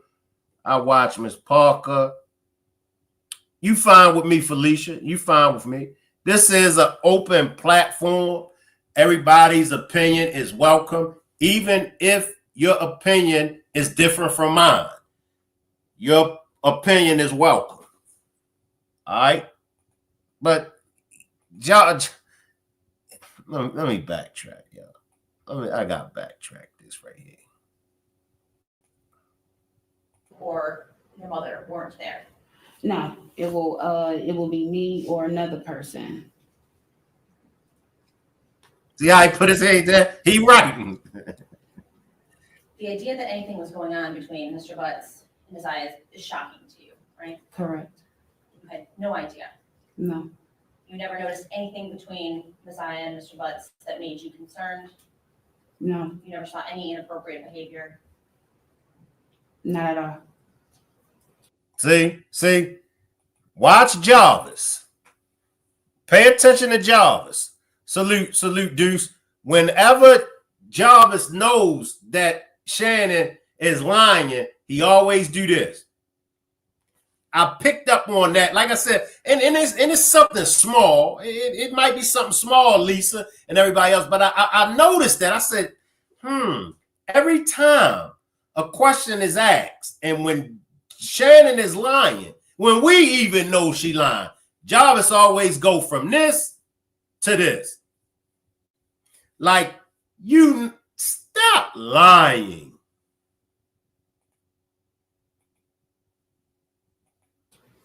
You didn't notice Mr. Butts paying any special attention to her?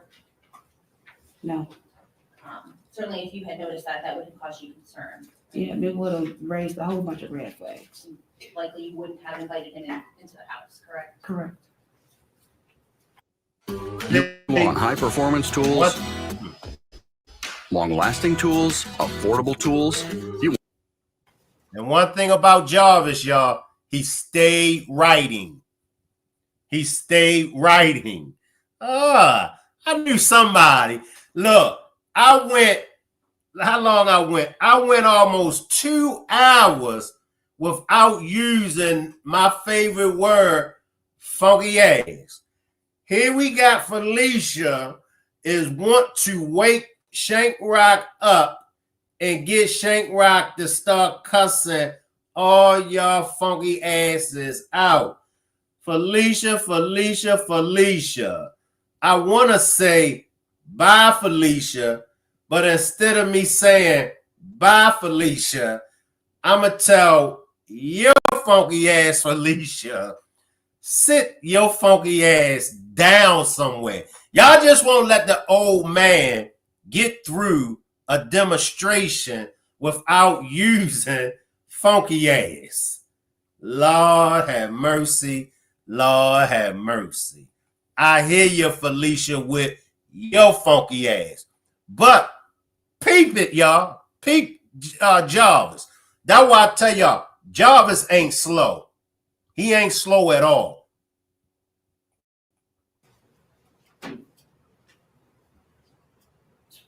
You found it hard to believe even that Mr. Butts would hurt Naziyah. But I won't know. I don't know what he will do if a person's back is up against the wall. But the thought of that was hard for you, at least at one point, to believe, correct? Correct. And I might be reaching. Y'all correct me if I'm wrong, but in this case, why would Jarvis's back be up against the wall? I might be reaching, but why would Jarvis's back be up against the wall? But you saw that, Lisa. Jarvis probably drawing cartoon characters, but you saw that, right, Lisa? His head dropped. What do you say, Deuce? Jarvis probably drawing cartoon characters with his funky ass.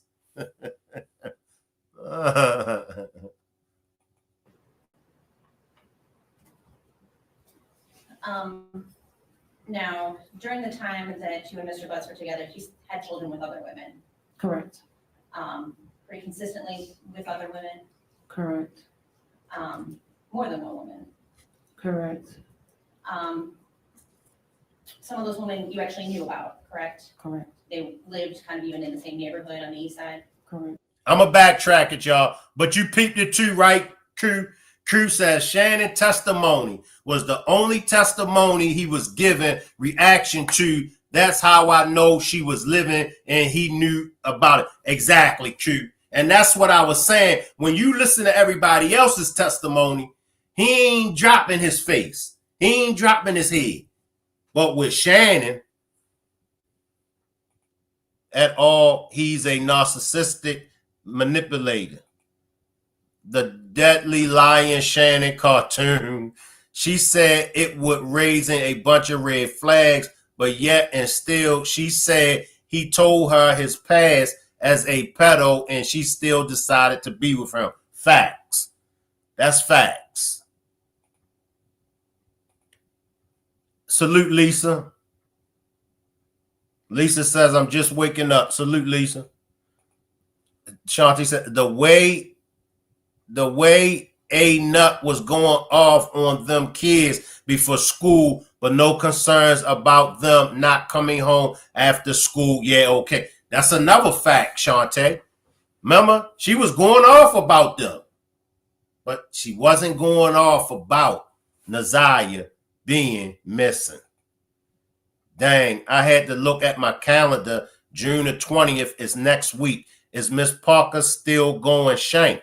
And that's a good question, Tanika, because June the 20th is right around the corner. Now, I'm not sure if Miss Parker is taking her funky ass to Detroit. I'm not sure.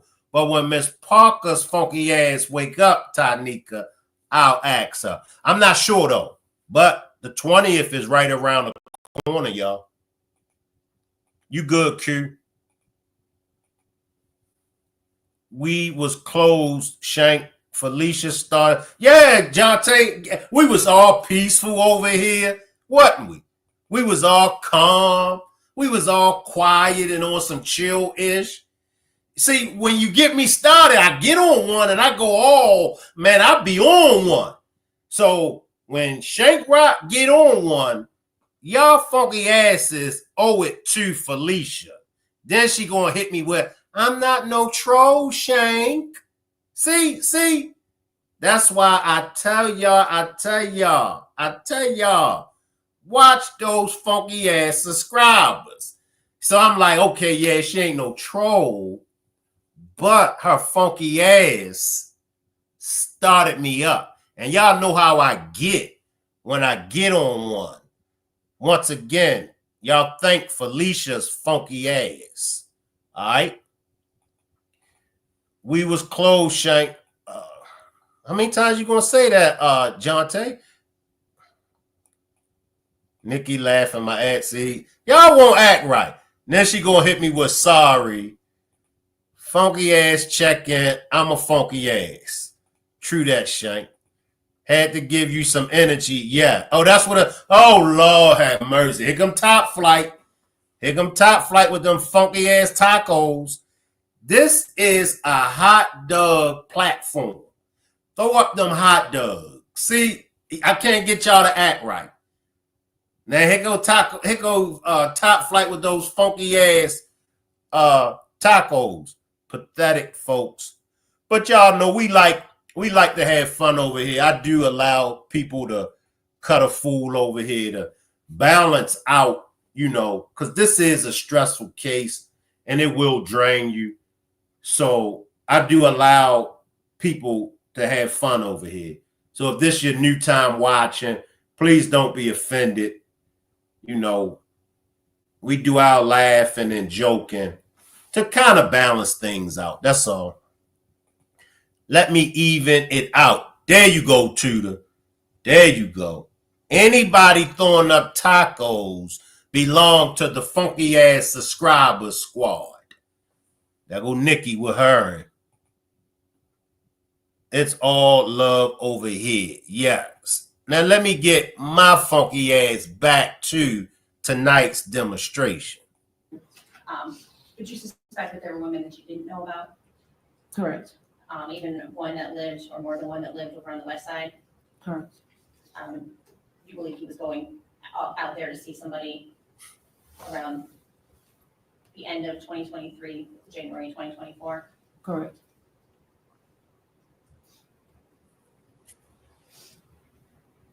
Before January the 9th, you had a conversation with Naziyah about a location on Outer Drive in Belfort, Yes. and that was surprising to you, right? Correct. That's on the east side of Detroit. Yes. Did you end up giving her directions on how to get to that location? Yes. Why did you give her directions? I was just getting out the shower and just getting myself together. She asked me, she said, "Hey, Titi," she said, "where is Belfort and Outer Drive?" And I told her, I said, "You know exactly where Belfort and Outer Drive at?" I said, "Outer Drive is right where the wine basket at." And I said, "You know where Belfort at?" And she was like, "I get Balfour and Bedford mixed up." So I said, "You already know Belfort is before Bedford." So she said, "Okay." She said, "Because we are in school and we are learning about our surroundings." So I said, "Okay." But that was the only two things that she had asked, was where was Outer Drive and Balfour at. Does that location have any special significance to you? No. Do you know anybody at that location? No, the only thing that I'm familiarized with just picking up Jarvis Outer Drive in Belfort. It's just on a corner. On a corner? Mm-hmm. Not at an address? Not an address. When was this conversation that you had about that location? Do you recall? This was right before Naziyah went missing. This always troubled me as well. What do y'all think about Naziyah asking her about that location? This off the subject though. Excuse me. Tanika says, "Shank, did you hear about the guy who pow his son and he died and wounded his baby moms here in Baltimore? That girl lives across the street from me, broke my heart." I heard a little bit of it, Tanika. I was thinking about covering it. If you want to send me some information to my Instagram, Shank Rock, I'll cover it. What do y'all think about that as far as that location? What are y'all thoughts on? Do y'all believe Shannon when she says she asked who that funky ass? Here they go with the tacos. Here they go with the tacos. That sounds like a lot. They teach kindergartens about surroundings. Kids her age already know their surroundings. Right. It's like by the time you get 12 and 13, you're going to know your surroundings. You're going to know certain streets. I mean, shout out to all my Baltimore people. Chicken boxing half and half. Nene says a damn lie. They don't teach stuff like that in school. Shannon was fishing for info. Yep. I will. Her story deserves to be heard too. I'll cover it, Tanika. Send it to me on Instagram. Shannon lies so much. Make it make sense. Nicole heard about that girl. So sad. I seen it on Facebook. About the location. This is another reason why I know Shannon is lying. Ain't no way those streets didn't ring bell when her niece asked her about them, and she has picked Jarvis up from there. Facts. JoJo says, been living in Detroit her whole life and never been to before and Outer Drive until she was picking up Jarvis. She a lie. She been on that road long before. Exactly, JoJo. Come on, Shannon. Shannon's story sounds bogus. I couldn't help it, Mr. Shank. Salute as always. Yeah, that's what they all say, Dr. JD. That's what they all say. Dr. JD has brought her funky ass in here and got me started. No, first it was Felicia. It was by Felicia. Now Dr. JD. Chicken box, what up? But I love the shrimp yacht from Jimmy D's. Oh, yeah. Oh, yeah. She just lied on Naziyah. Hey, Shank, I think she asked her about that location to see if she knew why Jarvis was over there. I think Naziyah was fishing. Strong possibility, Ashanti. How many of y'all agree with Ashanti? Although all throughout their house all the time, she is lying. It ain't funny, Dr. JD. It ain't funny with your funky ass. Coming over here interrupting me with your funky ass. There's no text message that said that. So let me guess, that was a phone call, Shannon. You good on the lies. She probably watching us talk about her wide back right now. You know she watching. You know Shannon watching. Like how soon before? Weeks? Maybe in like, it was still like in that same week she went missing.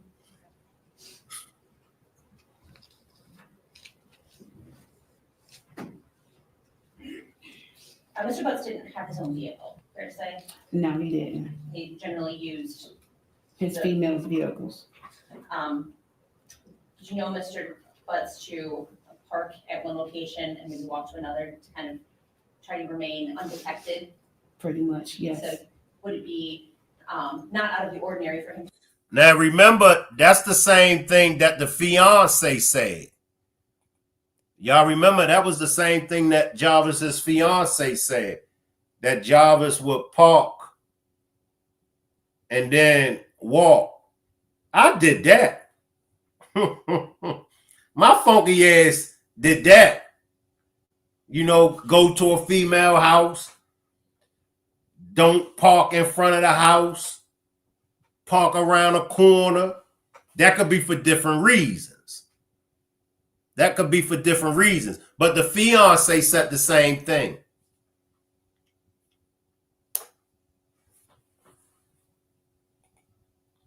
Just a theory. Anybody think Shannon sent that message trying to be Naziyah as a setup, being that Shannon text pretending to be Naziyah before? Good point.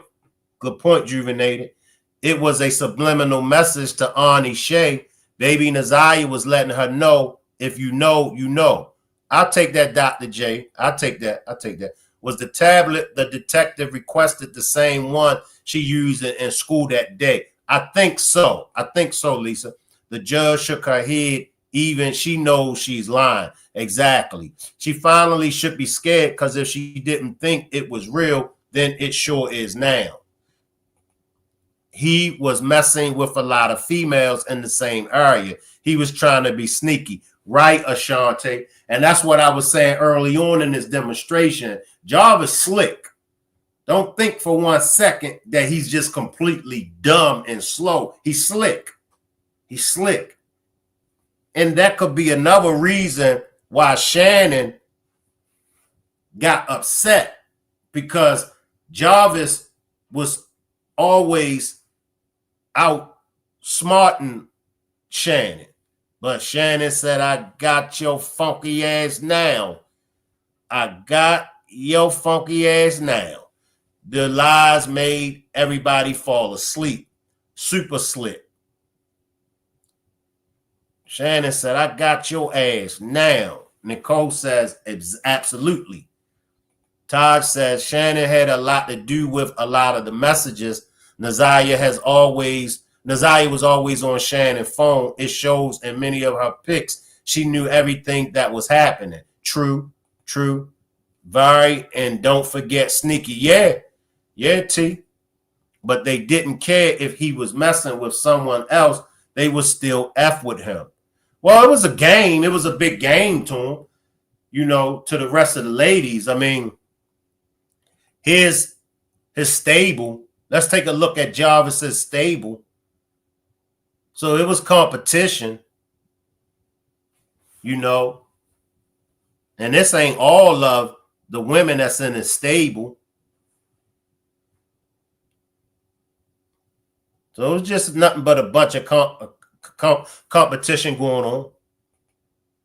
Shannon thought this was her get back, but she's going down too. Yeah, all of his females, big backs and insecurities, yes, they all had. Salute, Teresa. Was at 4 p.m. reported, but noticed as 6. I remember that testimony. Yep. So that's his stable right there. Nikki says, Lord. But that's a part of his stable. Ew. And they probably knew about each other. Yeah. I believe they all knew about each other.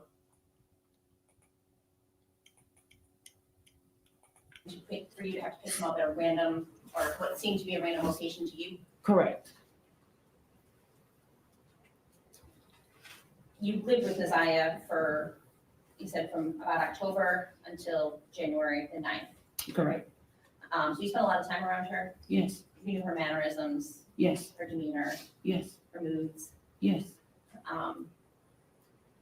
Did anything strike you as out of the ordinary about how she was acting at any point in time in December or January before she disappeared? No, Naziyah, nothing have changed her character, none of that. She was just the same old Naziyah. Nothing was different. Naziyah has a brother, right? Yes. Was it an older brother? Yes. Now, he had run away in 2023, is that right? Yes. Objection relevant. How was it relevant? If it's something that had bothered her or something that she was dealing with at the time, could cause a change in her demeanor. Okay. Overruled. So she did have a brother that ran away. Correct. And was that something that she struggled with? She didn't like the fact that her brother was running away. Yes, she didn't like it. Around the same time, around the time December, January, was her mother supposed to come visit, the biological mother? Yes. Did she end up coming to see Naziyah? Yes. She did. Did Naziyah seem to have some big emotions about that contact? Yes. It was complicated, fair to say? Yes. Did she talk to you about that? All the time.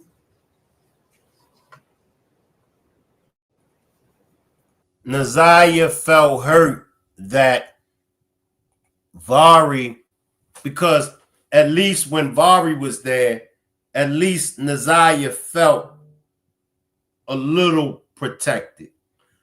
That's her big brother. So I do feel like, and then the responsibilities was on Vari as far as the other kids. But then when Vari ran away, the responsibility fell on Naziyah. So I'm sure she was very, very hurt. Salute, Yolanda. Yolanda says, hi, Shank, you are hilarious.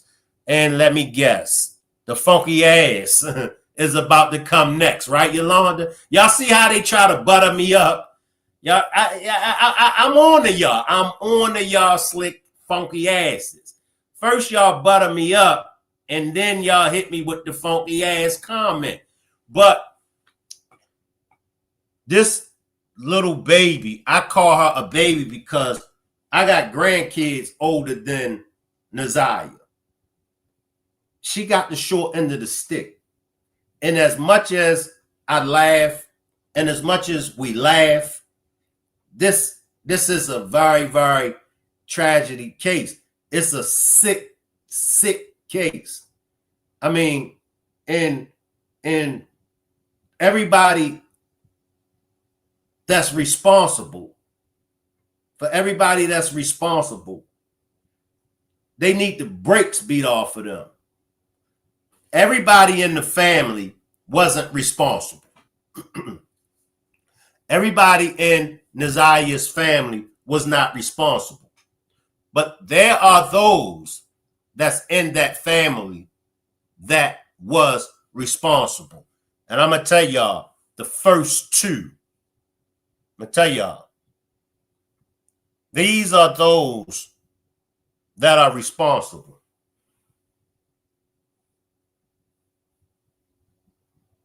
Shannon and Annette and Jarvis was responsible. When you look at this picture, this is Jarvis and his daughter. And you could see it in her eyes. She's uncomfortable. She's uncomfortable.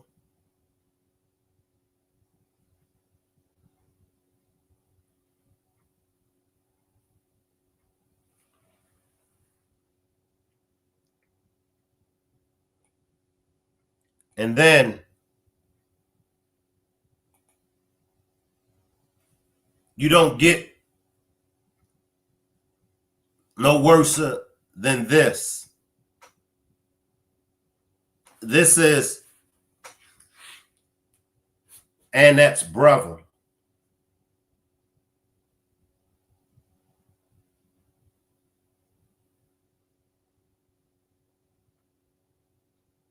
Don't know grown man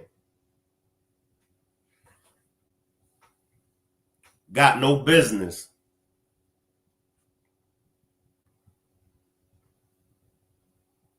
with their arms wrapped around this little girl.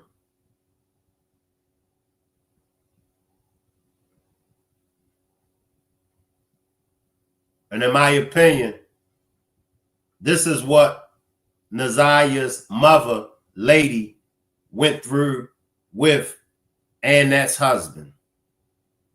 History repeated itself.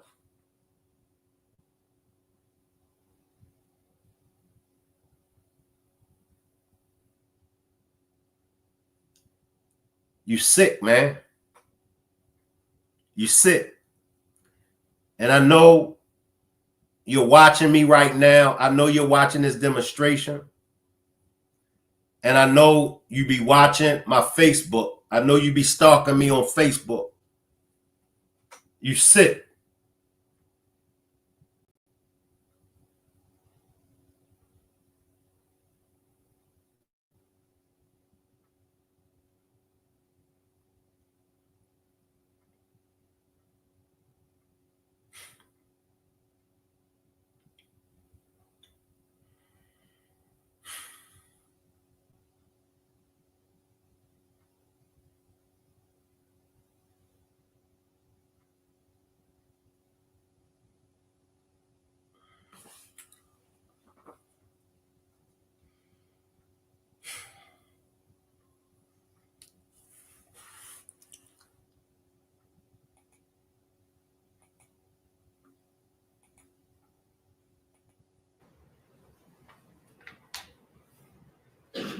Did you notice anything? You said you didn't notice anything in a changing mood. So No, what about physically?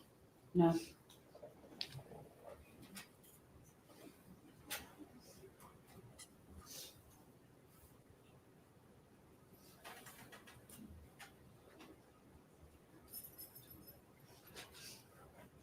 I don't have anything else. Thank you.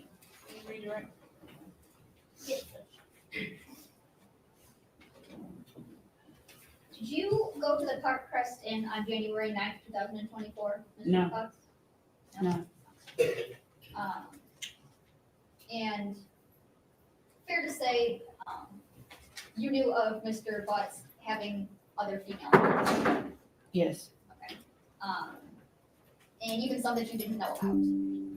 Correct. Okay. So would it be fair to say that you don't always know, or you didn't always know what Mr. Butts was doing? No. You couldn't account for his whereabouts every minute of the day? No. Did you know him to one of those cars that he would use. Did you know him to have a white Escalade type truck? Correct, yes.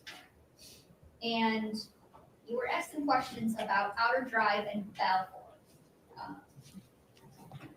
Fair to say, from what I gathered, the only connection you have to that area is Jarvis Box. Correct, Okay, so he's the only one you would associate with that area. correct.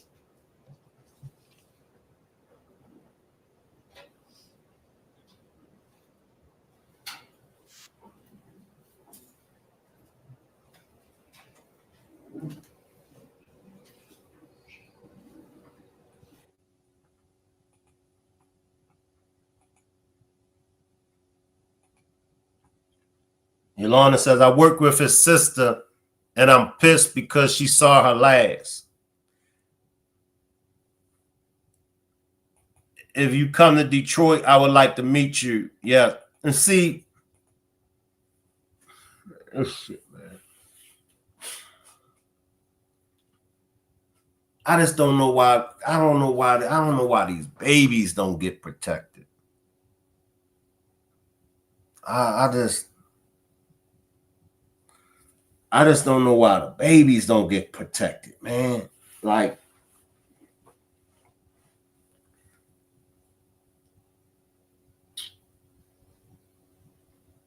damn, man.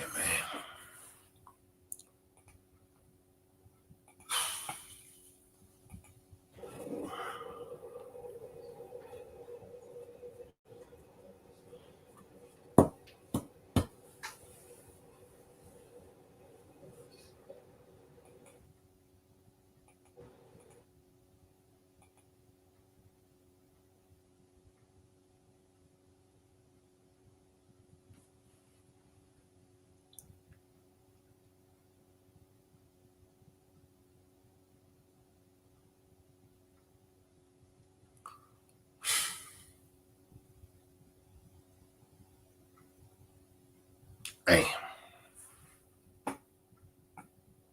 Damn, yo.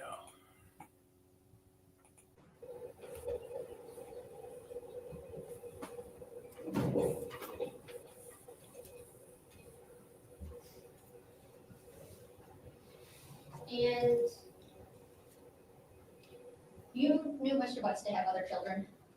Correct, Okay, and you knew him to have clearly gotten other women pregnant. correct.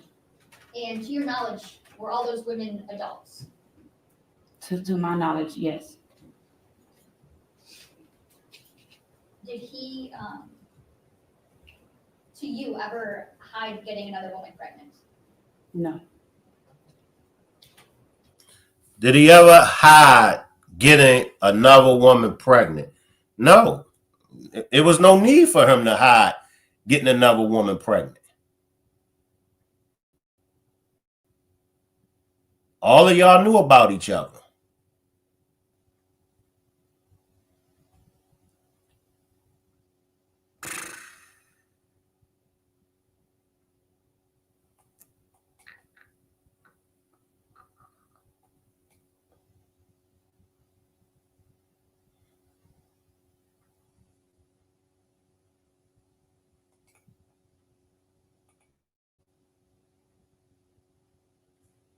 The day we've been waiting on has finally come.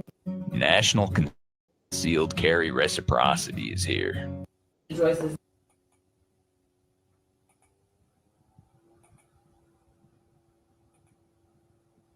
the case regarding the trial, and the one thing I had highlighted in case is the quote, in this case, there was no physical evidence such as bloodstains or weapon leading defendant to Joyce's death. In this case, we don't have the same facts or circumstances. I do agree, this is a circumstantial case, and circumstantial evidence is sufficient for a bind over and even conviction. Today is January 9th, 2025, exactly 1 year, from the day Naziyah Harris disappeared. Before I get into the charges, and the main charge of premeditated first-degree murder, I have to speak on Naziyah Harris and the community who failed her. And I am only presented with certain evidence. I don't know the whole story. The attorneys know more than me, the family knows more than me. But from what I have heard over the last 4 days and 5 days total, is that several people failed her. I don't know where her mother is. I don't know anything other than that she was forced to live in a home where she was not protected or given the adequate attention and love. I don't know where her father is. I don't have any mention of him in her life, no presence. To Cordell, AKA King, and all the men who saw Jarvis Butts hanging out and always around these young girls, including Naziyah, and his 9-year-old daughter going up to the shop to clean up his shop. The school counselor who never showed up, or the person who was supposed to show up if that counselor was absent, after Naziyah was on the floor on the day she went missing, saying that she needed to speak to someone and speak to a counselor. There's no mention of CPS, but I wonder what their involvement was over the years, because this was not just a 1-year thing. There are text messages at least from 2022. To her adoptive grandmother, Annette Harris, whose testimony, in my opinion, was very questionable. I understand why the people put her on the stand to establish Naziyah's residence and the houses on Bedford and the regular routine, to establish also that Naziyah was not a runaway child, that she was not a bad kid. I do believe she adopted Naziyah. I do believe that she had 6 kids in the house. I believe that Naziyah had on a dark hoodie the day she went missing, and that she had on red and black Nikes that day. What is hard to believe is that the defendant never came into the house as she testified. And there was also a minor that testified that he did as well. Text messages that show between him and Naziyah that he did in the basement, saying he was going to the shower, stealing her panties. He was always lurking around that house and asking for Janiyah and Zaniyah, from what I know. I even thought about the breakfast routine and saying that all the kids like eating breakfast at school. Did they have a choice? I don't know. But to always send those girls up there to clean up the shop raises questions. And how were there 2 women in that house who have birthed children themselves who did not notice that Naziyah was pregnant, and I believe she was, and not having her period anymore? But then after hearing text messages today, begging Jarvis for pads as if she didn't have anyone else to give them to her. That judge, like, you know, that judge is hitting everything on the nose, like. So she got to go to this monster, and I've said it several times. Naziyah got to go to the monster for pads. That says a lot. That Miss Annette, she gets the complete blame. Miss Annette gets 100% of the blame. Shannon, you know, some of the stuff, like, you could be like, you probably can't fault Shannon for that. But, I mean, all of the blame, it goes on Miss Annette.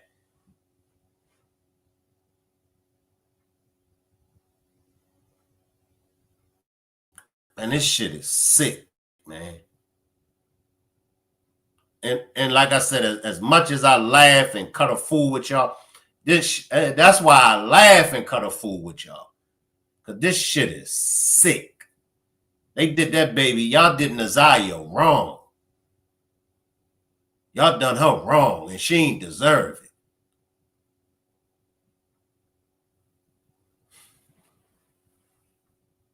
That shit is sick.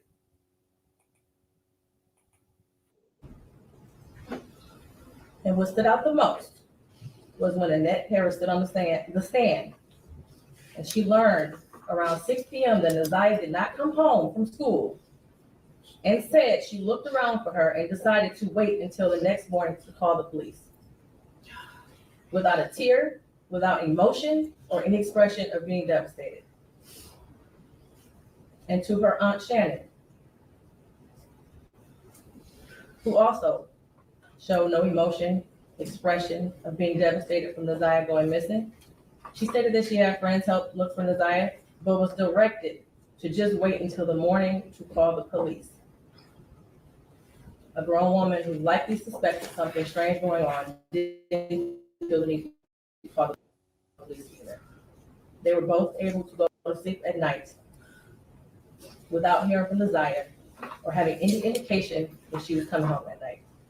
And Shannon, you get all of the blame for bringing Jarvis around her. It's because of you.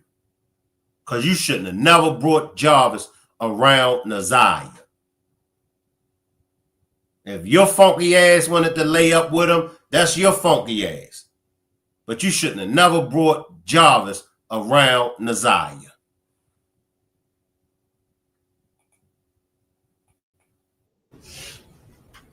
And of course, the defendant, who I will get to in a minute. I don't know who else failed Naziyah, but the community did. As far as the people establishing probable cause, I will focus on count 1, as it's been stated that there is no contention with counts 2 and 3. In count 3, I will amend based off of the motion and the testimony I heard that Naziyah was 12 and not 13 at the time that Jarvis Butts had sexual intercourse with her. The prosecution is correct. You do not have to have a body to establish first-degree premeditated murder. It would have been a much shorter exam had her body been found, but this is where we are. In the last 365 days, no text messages. We all heard today and yesterday that she was very active and frequently texted. No social media for a year. We heard through testimony that she was also active on social media. No phone calls, which she was also able to do according to testimony. No physical sighting of her by anyone. She never came back to school. No one has seen her. Medical records dated from July 2014 to October 2023 indicated that she had no life-threatening medical issues that would lead to a natural cause of death. The black hoodie found in the area of 7 Muhlenberg with her DNA and blood on it. The holes in the hoodie consistent with some sort of struggle, violence, or weapon being used. And we know that there were no holes in that hoodie when she wore it to school. We saw a picture of her in a black hoodie on her last day that everyone saw her. I do believe her grandma testified truthfully about the sweatshirt that she had on and that was practically new. And the border agent who said that no evidence of animals would have destroyed the clothing or the shoes to possibly lead to animals tearing up that hoodie. The clear glasses found in the blue Nissan the day after she went missing. The behavior of the defendant when he snatched those glasses. They looked exactly like the glasses she had on in her last picture, according to the witness. The shoes that her brother described as the same shoes that were found also in the area of 7 Muhlenberg near the hoodie. While this is still probable cause, the evidence all points to Jarvis Butts. His locations, him being seen with her last, the abortion searches, the abrupt silence between the two of them in text messages, and the constant lies he told throughout the entire investigation. And they were proven to be lies with text messages and other testimony.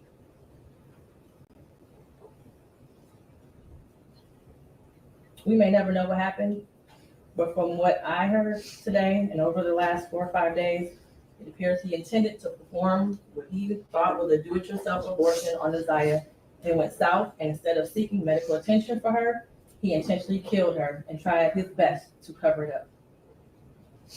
As much as I want her to be alive today, there is at least probable cause to show and believe that she's dead and she was murdered by Jarvis Butts. Mr. Butts, stand up.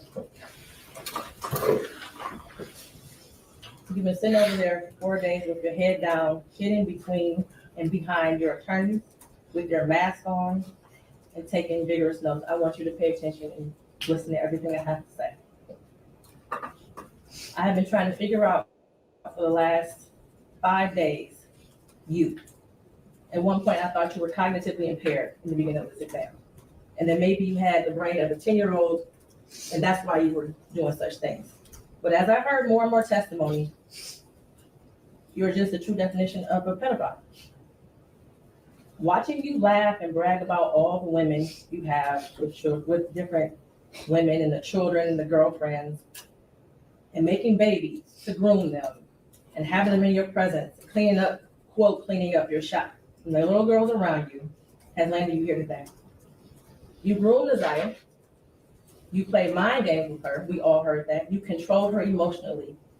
She was exposed to so much at such a young age. The text messages between you two were disgusting to hear. And to think that she had you saved in her phone as bae for life. Naziyah deserves so much more. And while I mentioned other people that failed her, Jarvis Butts, you are the monster in this whole picture. She did deserve love from her parents and everyone who was in her life. She was ignored, she was neglected, and you took complete advantage of that. She wanted someone to love her, and she will never know what that feels like. Your children deserve more.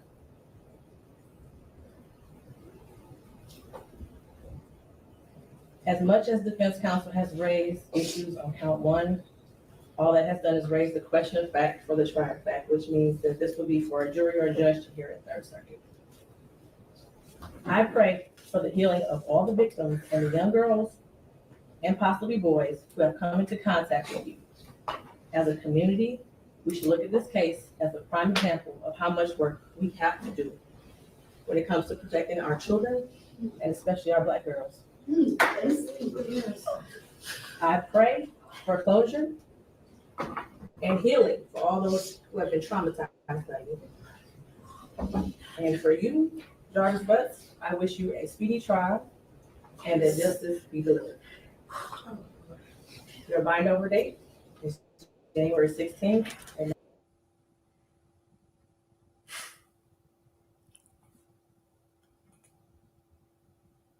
wow, y'all. Let me see what the chat's saying.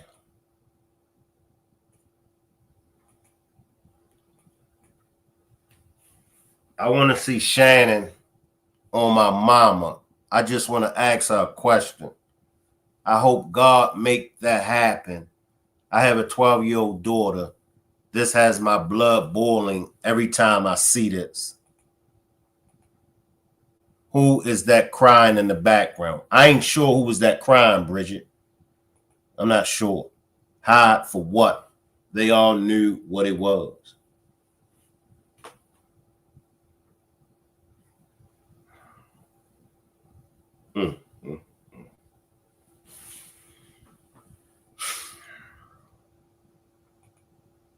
I'm so done with this family.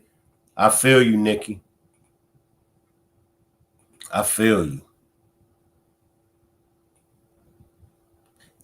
I was going to get into Jarvis's sister. I mean, I still feel the way that I feel about Jarvis's sister. I don't want to get into the text messages because text messages is a whole nother beast.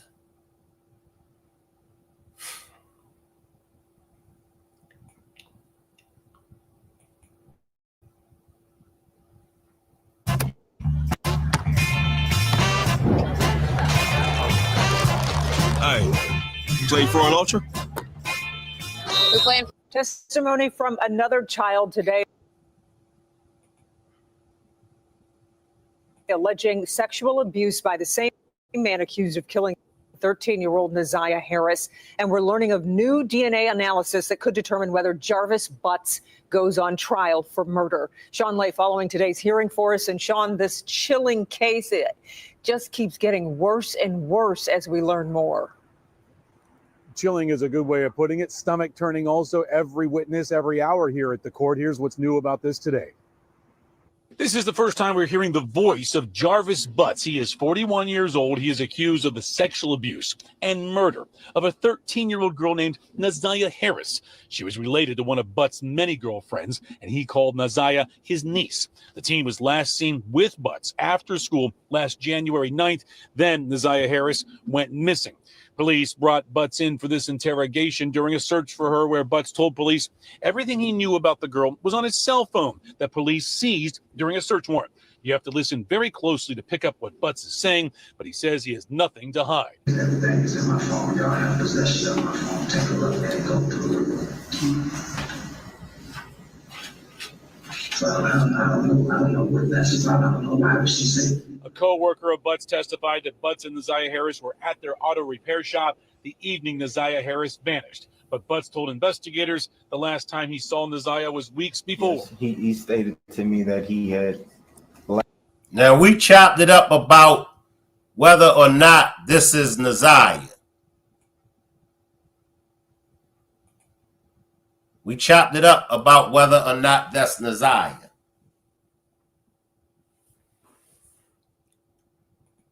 This is my first time noticing the crown in the background. I don't think Jarvis is a dad. He's just a sperm donor that pops in and out and touches the ones that he is allowed to be around.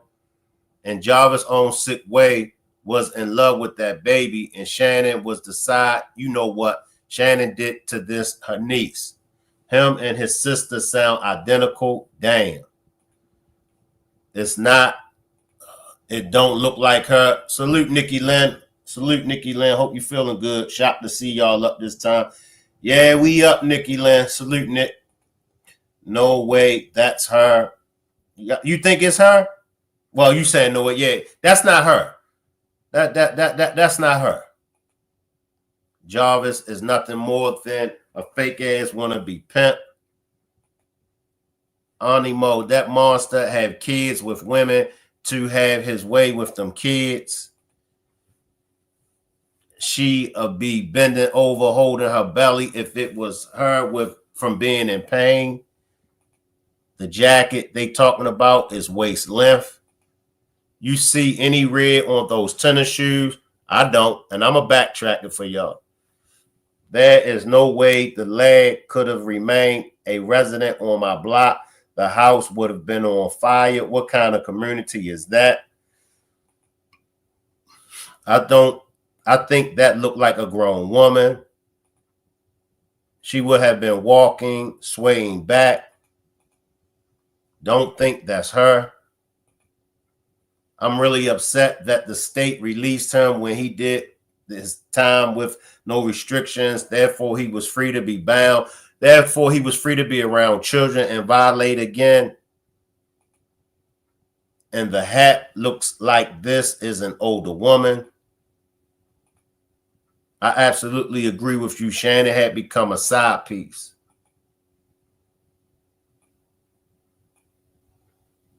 The evening Naziyah Harris vanished, but Butts told investigators the last time he saw Naziyah was weeks before. Yes, he stated to me that he had last seen her at the end of December or early January, sometime at grandmother's house getting her hair done.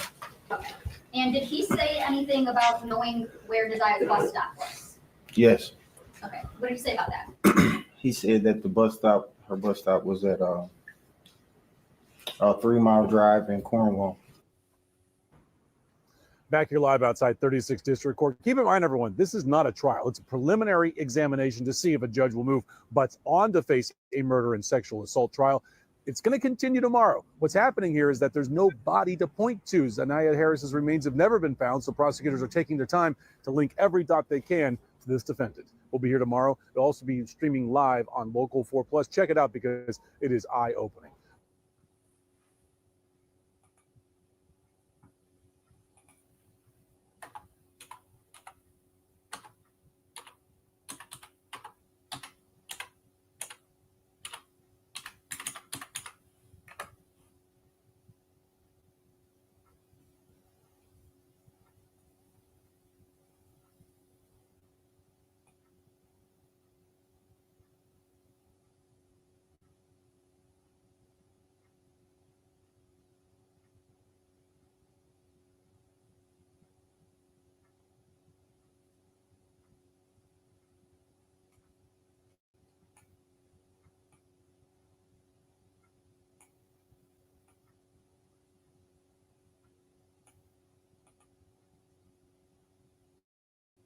First guide, cold and smooth survival skills. My watch is broken.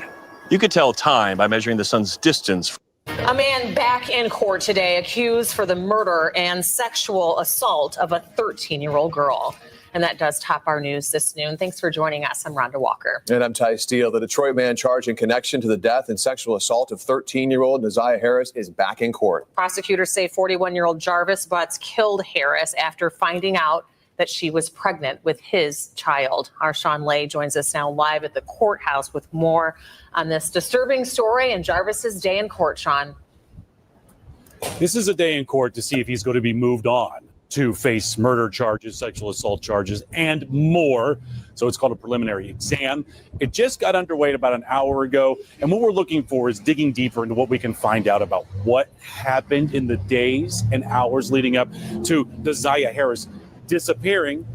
So many in the community looking for her, and then what ultimately happened to her. So Jarvis Butts is in the courtroom. Let's talk about this because we're talking about back in January, Jarvis Butts was with Naziyah Harris, according to the first witness on the stand, a co-worker of Butts. These guys worked on cars together. They had their own auto shop. And apparently, according to this first witness up today, guys, that Jarvis Butts, who is the suspect here, the defendant, was with Harris the day she went missing, the night she went missing, and he was introducing her around as his niece. She is not his niece, but related to someone that Butts was close to. So that is the time when the man who ran and owned the shop closed up shop and left Butts and Naziyah Harris, and he figured, I suppose, that they were going to go home, but then he never saw the teenager again. And that's the first witness up here, guys. And we're talking about the charges here against Jarvis Butts is really extensive here. We're talking about homicide, premeditated of Naziyah Harris, and then a child sexually abusive activity, dealing directly with, again, 13-year-old Naziyah Harris, because she was apparently impregnated by Butts, and this was a motivating factor, and criminal sexual conduct of a minor, maybe other charges as well involving other victims. So this just got underway. It's gonna. We're told, Rhonda, it's going to be a day-long exam, and that's just scratching the surface. So we hope to learn much more about everything about this, because young girl's body has never been found. That shit is just, that shit crazy, man. It's. I'm gonna run one more clip, y'all, and then we're gonna get out of here, y'all. I'm gonna run one more clip, and then we're gonna get out of here.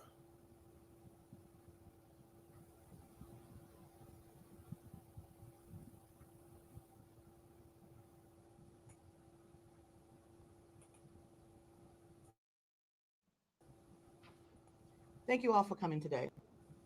I want to start out this morning by introducing those that stand with me. To my far right, left, and your right, and who you are. Matthew Makepeace with the SVU unit at Wayne County Prosecutors. Tina Ripley with the SVU unit at Wayne County Prosecutor's Office. Matt and Tina will be trying the case. And good morning, Louisa Papelis. I'm also with the Special Victims Unit, the Deputy Chief. And good morning, Kelly Gleason. I'm the Chief of the Special Victims Unit. Good morning, Chief White. Good morning, Lieutenant Amber Roberson, Homicide Missing Person. Sergeant Shannon Jones, Homicide Missing Person. I have spent decades of my career looking at pictures of murdered people. When I was trying homicide cases for 6 straight years as an assistant prosecutor, I would spend hours thinking about the victim whose case I was getting ready to try, wondering how they spent their last weeks, their last days, their last hours, and their last minutes of their lives. What were they thinking about? Did they know that the end was near?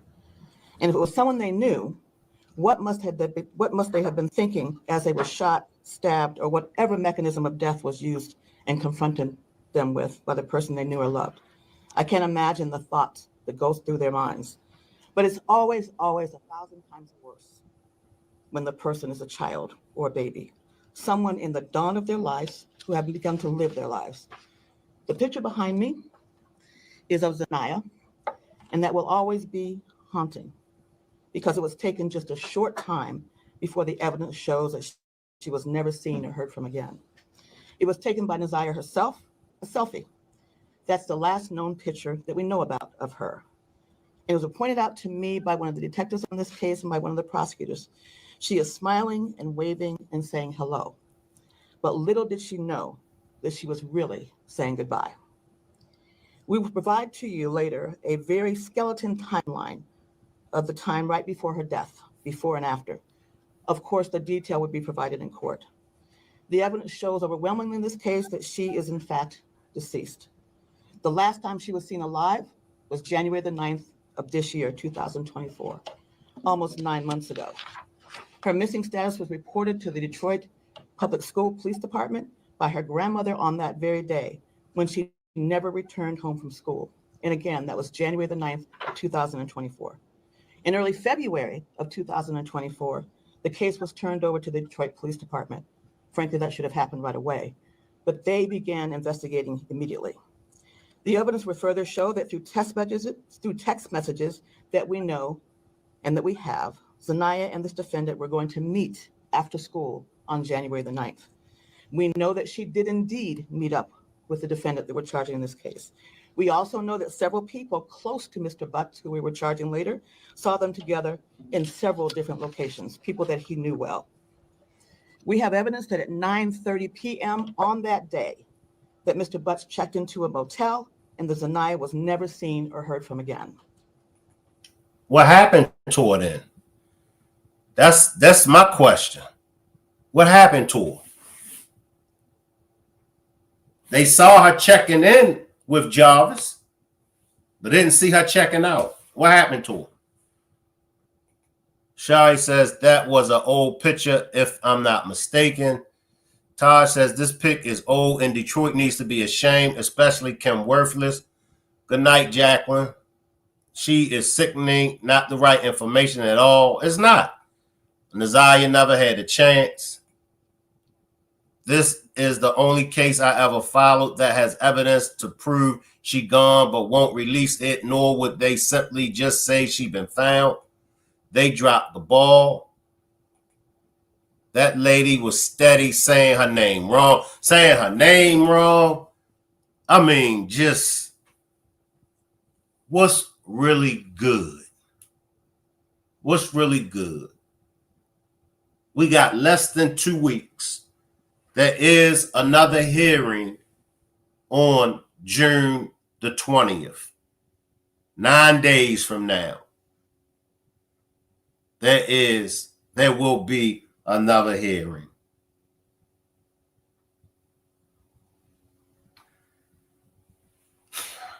Nikki says, I can't wait. I can't wait either. Here we go, Kim Worthless. If they acted sooner, 9:30 check-in wouldn't have happened. Exactly. Has anyone seen the pic of her going into the hotel? I haven't.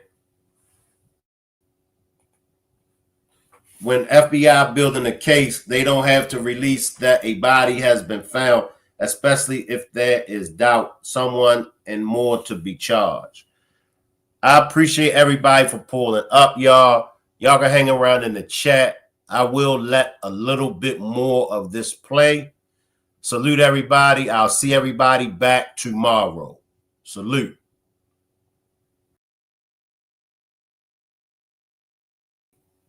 Let me take the secret rug. The secret rug says, what if the old pit and calling wrong name is leading to something big? Good possibility, the secret rug. Good possibility. Strong possibility. Yeah, I'm going to go ahead and get out of here, y'all. Y'all can hang around. I'll leave the chat running for a few.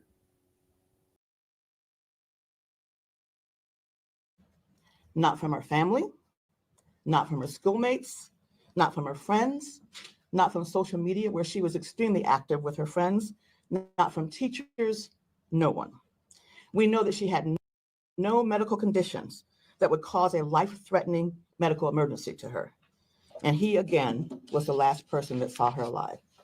She would have turned 14 years old just 10 days ago on September the 16th of 2024. And again, no one has seen or heard from her. You look at that face and you do not see the horrors that she had gone through in her short life. The exploitation, the molestations, the sexual abuse, and the pregnancy that she was concealing. The evidence will show that from one of her text messages to and with Jarvis Butts. And we also know, the evidence will show, that there's no evidence of anyone else being the father of that child other than the defendant himself, who we charged today. And he knew she was pregnant. We know that he was also searching for ways to abort the baby. We know that sexually explicit photos were requested by him of her and that she complied and sent them to her. All at the hands, we allege, the man we are charging with her death and also her long-term sexual abuse. In our warrant review process that Matt and Tina and others put together, excellent work on that. Video of 111 gigabytes, witnesses and witness statements, body-worn camera, and let me not forget, it was Tina and Matt's memo, but the work of the Detroit Police Department. Anyway, we reviewed 111 gigabytes of video, witnesses and witness statements, body-worn camera footage, surveillance video, police reports, documents, 19 gigabytes, medical records, search warrant returns, phone extractions, which came to 506 gigabytes. Today, we are charging Jarvis Butts with 1 count of first-degree premeditated murder, 1 count of criminal sexual conduct in the second degree, and 1 count of child sexually abusive material. Today, we are also charging Mr. Butts with more counts of criminal sexual conduct on 2 more girls, yes, girls, on 2 other separate cases. The girls in question now are 20 and 11 respectively today, but both were under the age of 13 years old at the time the offenses occurred that we're charging. We are charging that one victim who is now 20 years old, that from April of 2012 to April of 2014, it's alleged that defendant Bucks sexually assaulted the victim at a residence in Detroit. Further facts and evidence on that matter will be placed on the record at the preliminary examination. In that case, we charge Mr. Butts with criminal sexual conduct, 1 count in the first degree, person under 13, defendant 17 or older. In that case, we are also charging Mr. Butts with 3 counts of criminal sexual conduct in the second degree, person under 13, defendant 17 years or older. In the second criminal sexual conduct case, well, I guess the third that we're charging today, we are alleging that the victim, who is now 13 years old, that from July 2015 through July 2017, we're alleging that he sexually assaulted the victim at a residence in Detroit. And again, further facts and evidence will be developed at the preliminary examination. Defendant Butts have been charged with, in that case, 1 count of criminal sexual conduct in the second degree. Child under the age of 13, Mr. Butts over the age of 17. Based on all the evidence that I've laid out now and much more that will be shown later in court, based on all these cases we will present in court, Mr. Butts targeted and befriended women who had to have sexual relationships with their young